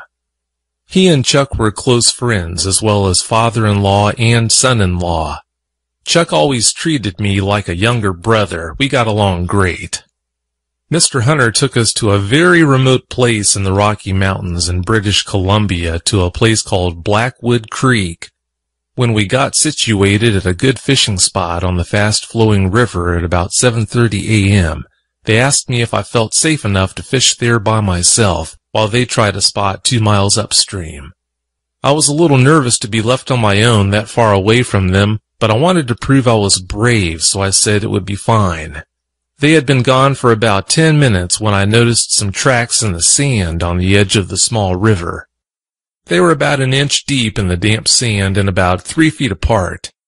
The thing that scared me was there were only 3 toes on each foot, and each toe seemed to have a claw on the end. There was a pad mark behind the toes. I knew from scouting that they had to be canine tracks, but I couldn't figure out why it seemed that whatever made them had only 2 legs. They went along the sandy area to a point where they turned and disappeared into the forest. I never saw what made those prints, but all my hair stood on end and my blood chilled. That was it for my fishing. I climbed a giant boulder and stayed up there until Chuck and Mr. Hunter returned about 2 hours later. I showed them the tracks and they looked very uneasy. Mr. Hunter said we'd better get back to the car right away. I asked him what he thought made the tracks, and he said he wasn't sure, but even he looked unnerved. We left right away and drove up to Banff for the night. That night, as I lay in my tent, I could hear the adults talking in hushed tones around the campfire about the episode. After that, it was rarely mentioned again, and certainly not around the three little Gowers children. Those tracks were each the size of a teacup saucer, so whatever made them had to have been very big and heavy. I've never forgotten that experience, and I hope I never experience it again. That was the singularly most frightening thing I've ever experienced. End of quote. Thanks for sending that story, Ty. Before I bring on tonight's guests, I want to mention something. I love interviewing dogman eyewitnesses from the continental U.S., but I'd like to bring on dogman eyewitnesses from abroad as well. If you've had a dogman encounter and you're from the UK, if you're from Australia, if you're from Canada, wherever you are, please get in touch and let me know. You can do so by going to dogmanencounters.com and submitting a report on your encounter. I'd love to hear from you.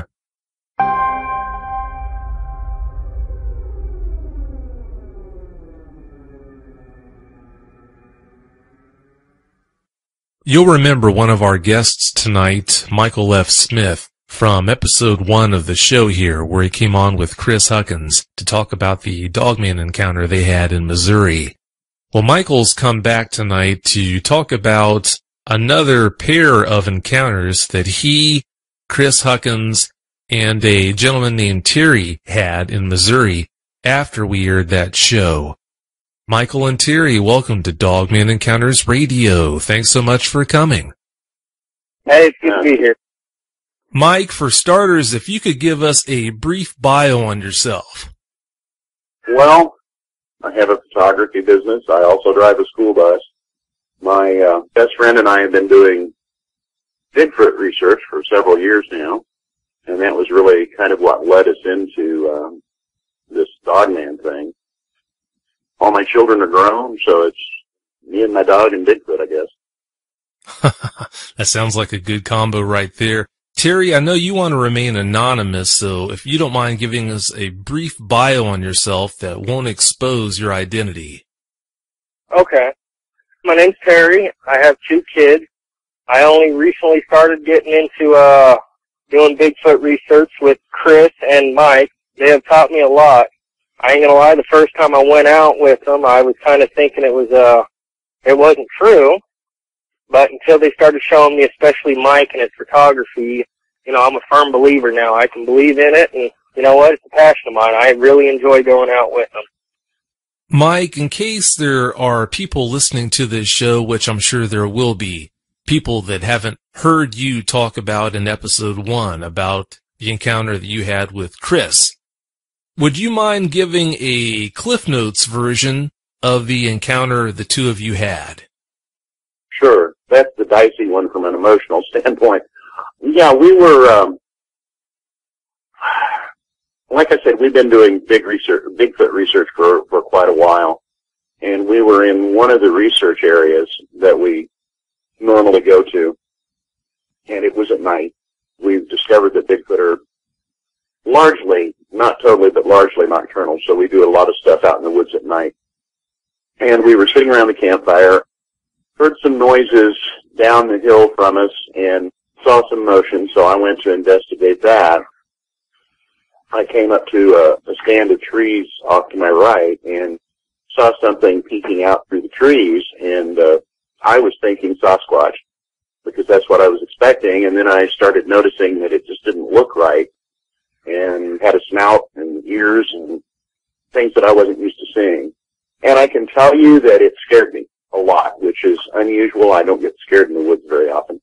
So I turned and did something I've never done before, and that was literally run back to camp.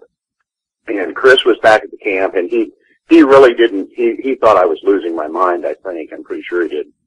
And then in the woods up the hill a bit, over to our right, probably, 50, 60 feet away, this thing pokes out again, and Chris saw it. And at that point, he had a sidearm with him, and he yelled out, fired a couple of warning shots in the air, and then said that he was going to identify himself. We were thinking person or something, and shot at it. We think he hit it then, but we're not sure. But anyway, a few minutes, well, actually seconds later, directly across from our campsite, probably, 50 feet away, this thing came out of the woods again. And, again, Chris, I had it spotlighted, and Chris, once again, yelled, make sure it wasn't a person, said, I have a gun, I'm going to shoot. If you don't identify yourself, that sort of thing. And this thing basically charged out of the woods and started coming toward us. And I can tell you, it looked anything in the world but friendly. The most malicious eyes I think I've ever seen in my life. Chris fired. At that point, it was probably 25 feet away from us. You could hear the rounds hit. You could hear them slap, see them hit. This thing staggered, turned, ran off into the woods, and we could hear it fall. And at that point, it was dark. We weren't going to try to track anything like that in the dark, so we packed up and headed off pretty quickly, then went back in the daylight. We could find, broken brush, that sort of thing. We could find the area where it fell, and we did find a couple of tracks and basically kind of tracked the thing into an area that goes into deep, deep woods, and we weren't going to try to follow anything there. But we found no body, no blood trail. And it took us the better part, I think, of a year before we even wanted to talk about it with one another. I mean, this was something so totally foreign to us. But that's pretty much the basic rundown. Terry, when those two came back talking about that encounter that they had with that dog man, be honest now, what was your take on all that? I didn't believe it. I was skeptical about the situation. I'm the type of person, I gotta actually see it to believe it. I didn't believe it. One, I didn't think anything like that could really exist. You watch the movies and it just doesn't make any sense. I was thinking that they had saw something else. I believed that they had saw something, but a dog man, I didn't believe it at all. So I was really skeptical about the situation, about believing it, to be honest with you. Yeah, I don't think your response was any different than how most people would have responded to having someone come home and tell them about something like that. Unless you see one, it's just so hard to believe. I think that's only natural. Mike, since you did episode 1, and listeners have had time to respond to that show that you and Chris did, most of the responses are not all that surprising. Most people that left reviews and replies left replies that fall in line pretty much with what I would expect. But there have been some replies that, in my opinion, defy, common sense. Some people that replied to that show, they voiced opinions that you had been basically picking on some animal that just wanted to be left alone, that wasn't going to hurt you, that didn't give you just cause to fire on it. I want to give you the chance now to address that in whatever way you choose. I can tell you this much. I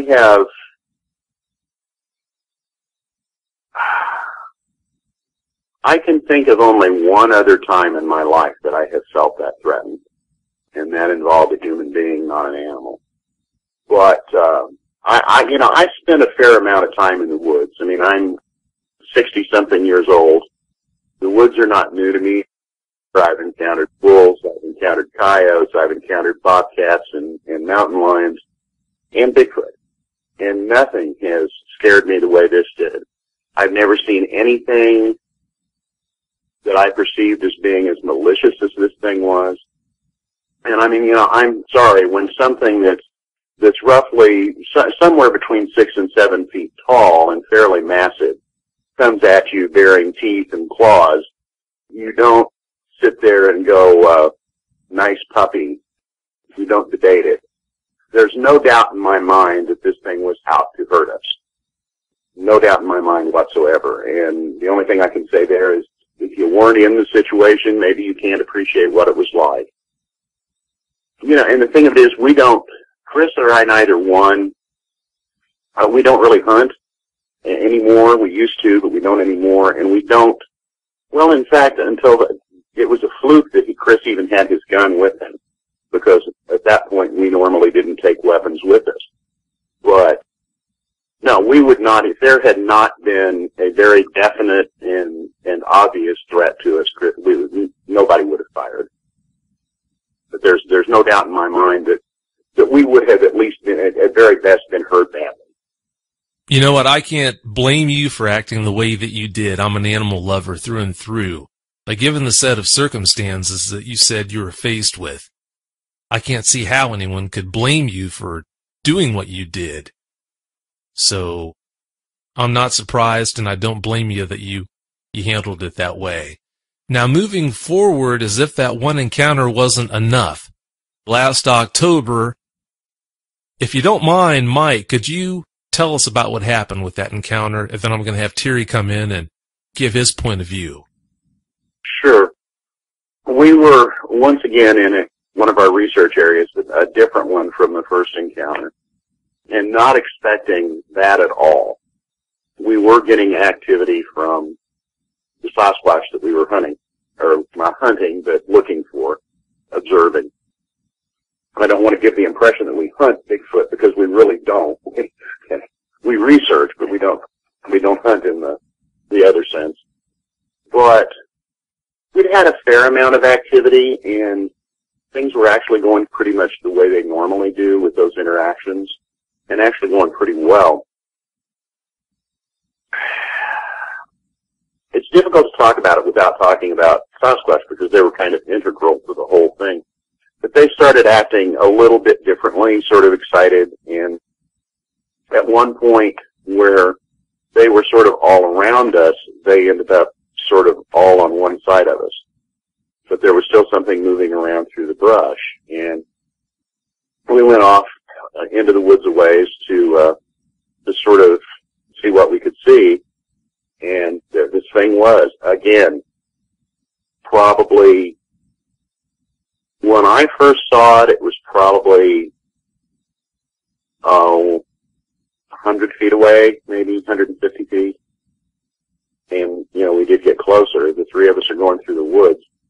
And at one point, Chris sort of took off in a different direction, and I thought that he was ahead of us, and I just wasn't seeing him through the trees. But apparently he had gone a completely different direction. And Terry and I are moving along, and we see this thing standing at the tree line. And, you know, it was, having seen it before, it was clear to me what it was. I mean, yes, it was night, but the moon was full, a couple of days before full, maybe. But we had good vision, and I had very good night vision anyway. But there was no doubt in my mind what it was. We yelled to make sure that Chris wasn't standing between us, and at least let him know to get down. And, you know, Terry aimed, and he had a bead on it for a while, and then finally, you know, I just looked at him and said, fire, shoot, you know, because this thing wasn't going away. It was moving vaguely in our direction, and based on my previous experience, I was not going to mess with it at all. Anyway, ultimately, Terry did fire. It went down, and simply got back up and moved away. Then, a few seconds after that, Chris comes out of the woods, and we figured out that he wasn't where we originally thought he was, and he was kind of like, you know, what are you shooting at? And apparently, he was seeing a dog man off to our right-of-ways in a different direction, and he was following that, and we all thought we were going the same way, and apparently we had split off. So at this point, in my mind, apparently we actually encountered two of them that night. The area we're in is a flat pine grove near the top of the hill, probably, an acre or more of flat area.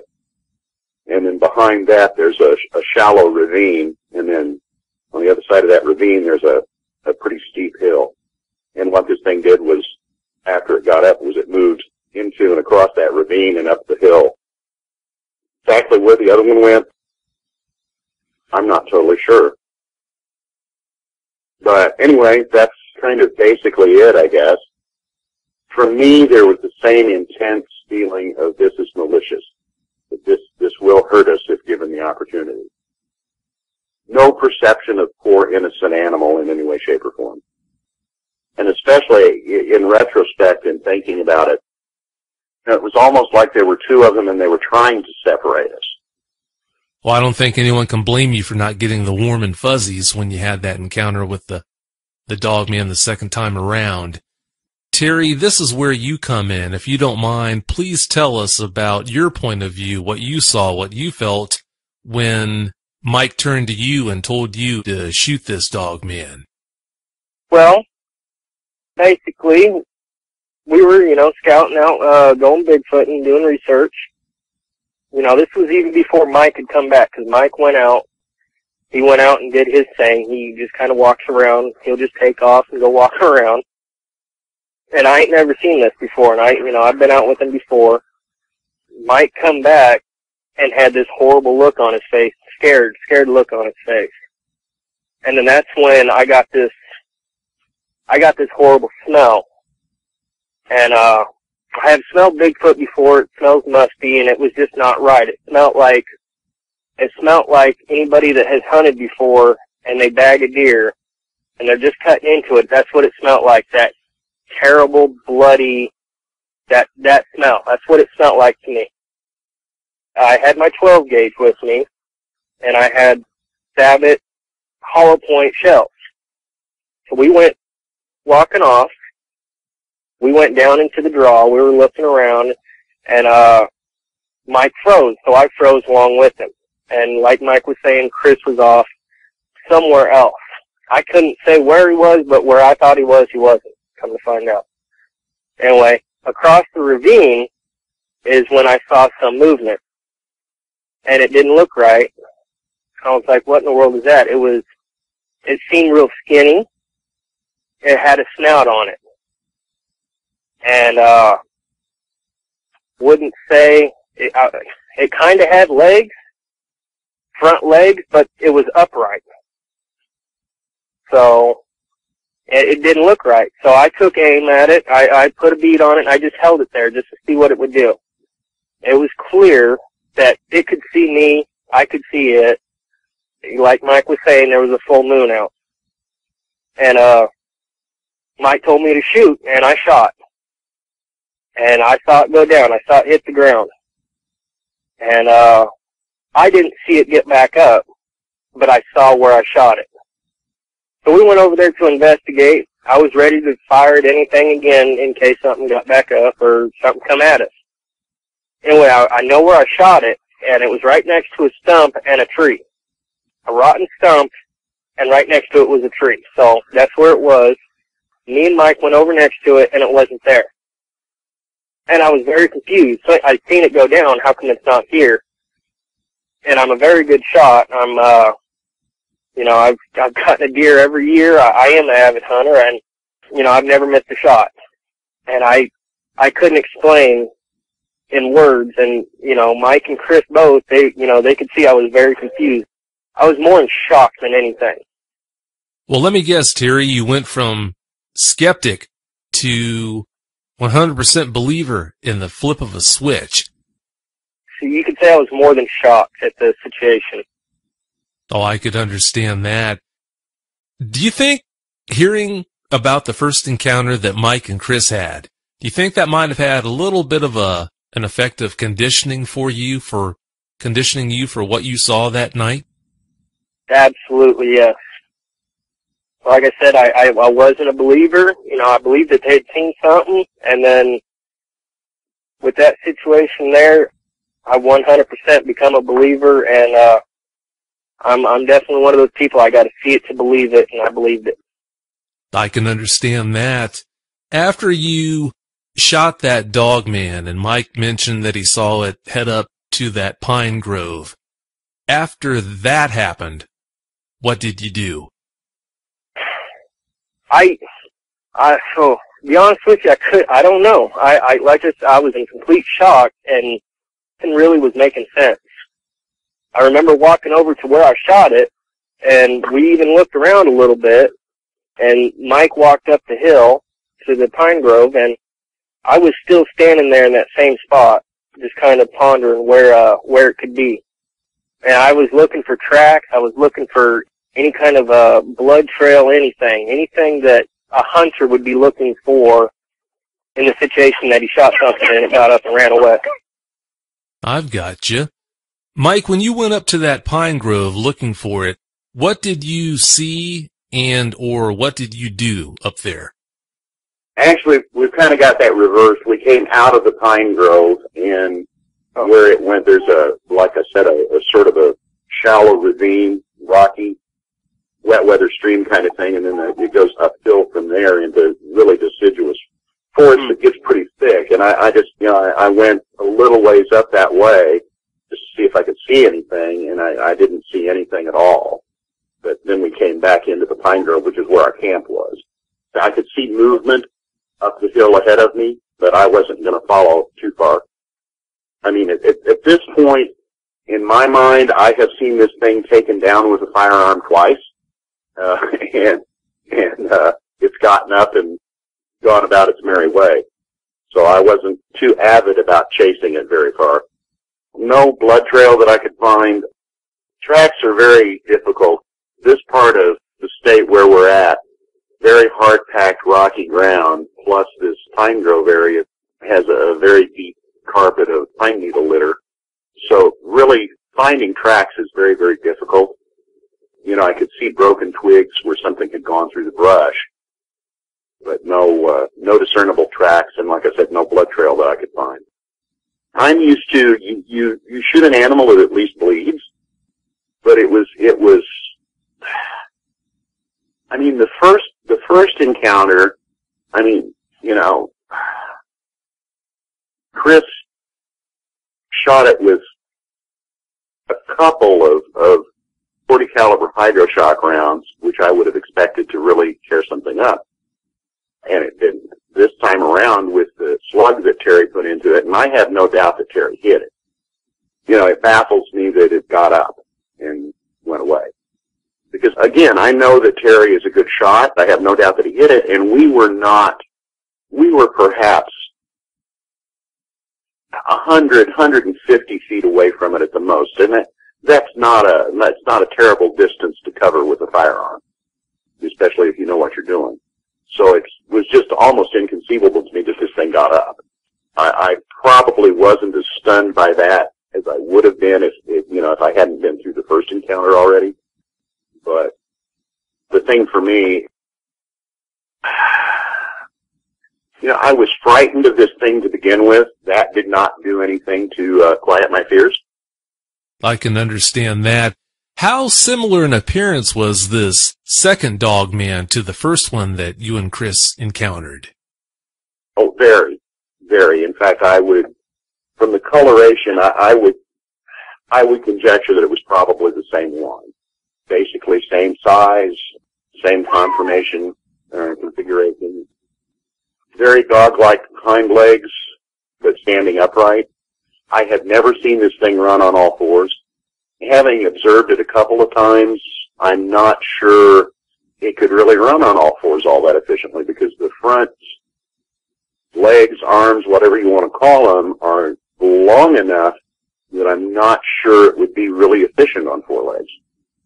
The front limbs really seem to me more arm-like and not really paws like a dog or a wolf would have paws. I mean, they're kind of like that, but the digits are kind of longer, more finger-like.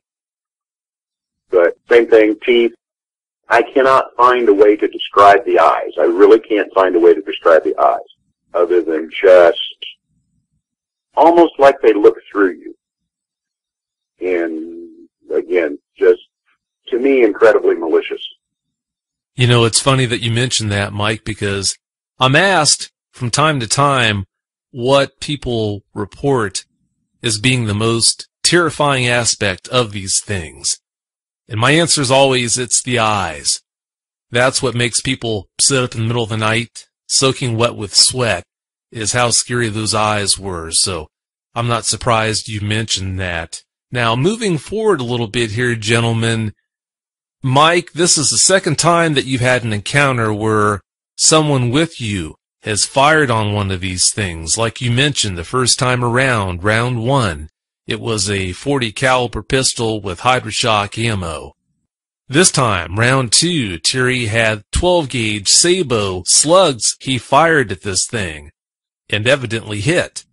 That had to blow your mind, as if it wasn't bad enough to actually encounter one of these things in the first place. That had to blow your mind, the fact that now for the second time you witnessed a friend hit one of these things, knock it to the ground with the shot. When you went to investigate, not only did you not find prints, but you also didn't find a blood trail. Absolutely. Like I said, I've spent a lot of time in the woods. I don't anymore, really, but, at one point in my life, I grew up on a farm, I hunted and all of that. I'm just not used to that. If you take an animal down, you can usually find some indication of that. Like I said, I found broken branches, I found leaves and stuff on the ground disturbed, so you could see that something moved through there, and that something fell in a particular area, but nothing really to track it with. That is really strange. Terry, you were front and center when this happened. You know that you hit it. It dropped with your shot. What's your take on this? You don't have to answer this if you don't want to, of course, but would you mind giving us an opinion on how you could hit something like that with a 12-gauge Sabo slug and it was able to get up still, run away without leaving any footprints or a blood trail? What's your take on that? Like I said, it just doesn't make sense. A round like that, it should have dropped anything. And, the size of Dogman, the creature that I'd seen, it was more than enough to take it down. Way more than enough. And it just doesn't make sense to me that it wasn't right there on the ground where I'd shot it. If I had even shot it in the leg, it would have at least, some kind of indication would have been left, some hair, blood. It's got to have blood in it. It's just, it makes sense. And there wasn't any kind of blood, any kind of a blood trail to be seen. That is really hard to figure out how it could not have left any blood or any evidence behind like that. Moving forward, gentlemen, as if that encounter wasn't enough, I was told that you had another encounter a month later in November. Would you mind talking about that? I tend to wander out a bit from where our campfire is. Like I said, I have really very good night vision, but looking across the campfire really screws that up. So I have a tendency to kind of wander off a little bit so that I can sort of refocus and see what's around me. And I didn't see anything right away, but the thing that hit me was this incredibly obnoxious smell. We had smelled before. There was this sort of wet dog kind of urine smell. The only way I can describe it, and Chris and I sort of describe it the same way, is like hay in a barn. Like something had been rolling around or sleeping in hay. And that's not something that we've ever encountered with Bigfoot. It's very, very different. As soon as I picked up on that smell, the fear welled up because I knew what that had to be at that point. And then I came back to camp, and Chris was absolutely livid. He was angry because this thing was intruding yet again. You don't want to believe it, but once again, we did see it off in the distance. Neither time did it get up in our faces like it did during the first encounter. I bounced back and forth with that. I'm not sure if it's because it has a healthy respect for the firearms or if it's plotting a different strategy or what. But every time I encounter this thing, I feel hunted. same sort of look off through the woods, same sort of basic shape. The last encounter was more brief than the others, and I think we probably looked for it a little more aggressively the last time than we had the other two times. But the one thing I do know is that once again it moved out of this pine grove and across this ravine and up that hill. It seems to me like that ravine is almost some sort of territorial boundary or something, because in our interactions with Sasquatch, they seem to not cross that ravine, and this thing seems to go back across that ravine. That falls in line with what seems to be the case. Sasquatches and dogmen seem to prefer to keep a boundary like a river, a stream, maybe a ravine like you're talking about between them. They don't seem to be fond of intermingling. So it would make sense that they would have an arrangement like that. So that I've got this straight, if I understood your second encounter, the first one that you mentioned on the show here tonight, you three were on the move when you had that encounter, and shortly after the action started, Chris went off in a different direction than the two of you went, correct? Yes. We didn't realize it at the time, but yeah, he did. Terry and I went left and he went right. From talking to you in the pre-interview, Mike, I got the impression that Chris went off in his own direction because he actually saw something that he was going after. Yes, and he described it to me as having the same sort of appearance that we have seen with Dogman, up to and including a tail. For us out in the woods, the tail is sort of a telling thing because Sasquatch do not have tails. So if you see a tail wagging around behind something, then it's probably not Sasquatch. But yeah, he was following and he thought we were following him. But, later on we realized that we were going in separate directions, and that's why I say I kind of come to the conclusion that there had to be two of them. Because the one that Terry and I saw and the one that he shot at did not move off from our line of sight until after he shot. And Chris, at that point, was following this thing in another direction. We had a little bit of a confusing moment there because Chris was going, well, no, I was following it over here. And we're going, no, it was over there. And it didn't really dawn on either of us, I don't think, until later on that, gee, there were two of these things. That's a scary thought that there could have been two of them and you didn't realize it at the time. That's not good. Now, so that I'm clear on the second encounter that we mentioned on the show, the one that happened last November, from what I understand, you were around the campfire and it basically came into you. Yeah, like I said, I had wandered off away from the campfire a little bit and was just kind of looking around when I smelled this. And as soon as I smelled this, I headed back to the fire. And yeah, it sort of came in behind me. But again, it didn't get anything like as close as it did in our very first encounter. And then we did end up following it out into the woods a little ways. Well, thank goodness it didn't come in any closer. Now, so that we're clear on the locations of these encounters, the first encounter that you, Mike, and you, Terry, had together that we're talking about here, did that happen at the same location as the first encounter, the encounter that you, Mike, and Chris had that you talked about on episode 1? No, it's about probably 3 or 4 miles away from where that first encounter was. I see. This second encounter, the most recent one where you wandered away from the campfire a little bit and it came into you, with that encounter, did that happen at the same place where your first encounter happened? No. The last two encounters were both in the same area, but not the same area as the first one. I follow you. That makes sense. Now, I will say this. The way the lay of the land is, the direction that in the first encounter that we had in a different area, the way the lay of the land is, where we tracked it to, like I said, where it went into pretty dense forest and we didn't want to track any further, is directly in the direction of where the last two encounters were. Oh, okay. I see. I follow you. Terry, Mike had experience with encountering one of these things before, but this was your first time running into one. Did you have any problems with nightmares or PTSD after that first encounter that you had? Honestly, no. I'm prior military, so I've been deployed and I have my own problems to deal with there. But no PTSD from that. It's just I'm definitely more alert when we go out investigating than I was before. I could understand that. Gentlemen, I really appreciate you coming on the show tonight. Do you have any closing points you'd like to make, Terry?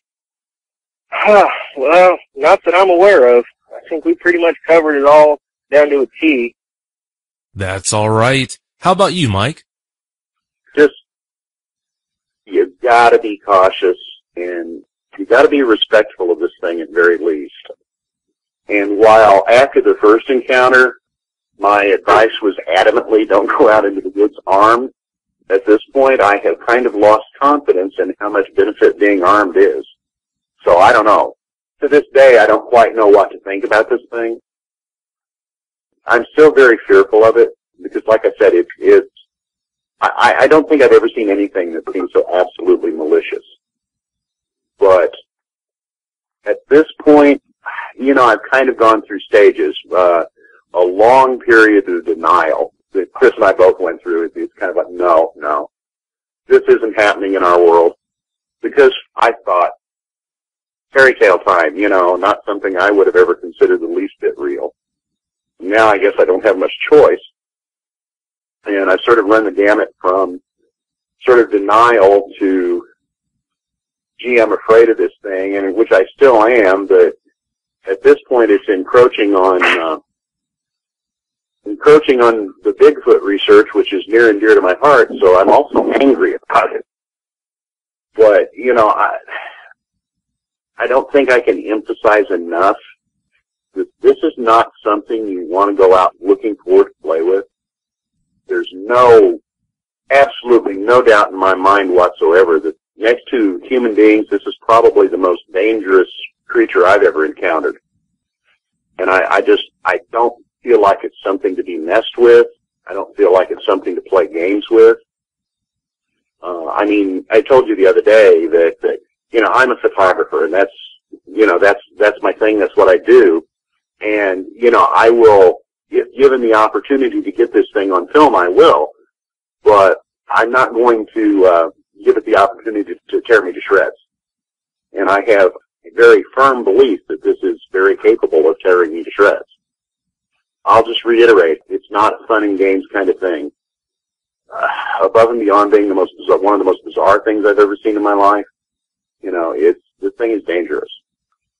I don't think anybody will ever convince me that it's not. Since then I have read some things that suggest that these things in Bigfoot sort of go hand in hand and they're maybe kind of friendly. I can tell you that I absolutely do not believe that. The very first time that we encountered it, to this day I'm convinced we interrupted it while it was hunting down a juvenile Bigfoot. I've seen them back off from it. The last two times they didn't, but then they were there in a group and not as individuals. So where I'm going with that is if an animal that is easily 2 or 3 times my size is frightened of this thing, then I probably should be too. Really good words, Mike. Really good words. One last question for you, Terry, before we close the show out. You handled that encounter, or those encounters, far better than most people would and do. You said you don't have any problems with PTSD, and nightmares also aren't an issue for you. I need to ask you this, though. When you go out into the woods, now that you know that they're out there, how has that changed your behavior out there, what you're willing to do, what you're not willing to do? Well, I don't know. I'm just a whole lot more aware of the situation than I was before, because when we went out before, I was aware of this, and I hadn't seen it. We were Bigfoot researchers, which, I love doing. I love sitting around a campfire and just kind of waiting, and then all of a sudden a Bigfoot will come up, and that's when it gets exciting. But now I'm more, you know, it does put a strain on things now, because I'm not only sitting around a campfire, I'm also being aware of my 360 degrees, watching and listening for something else that might not be, and even smelling for something that shouldn't be there. That makes good sense. Well, gentlemen, again, I can't thank you enough for coming on the show tonight. Thank you. Thank you. No problem. I really do appreciate it. Well, both of you, don't be strangers, okay? All right. You got it. Well, have a great night. All right. You too. You too. Thank you. Talk to you later. Bye.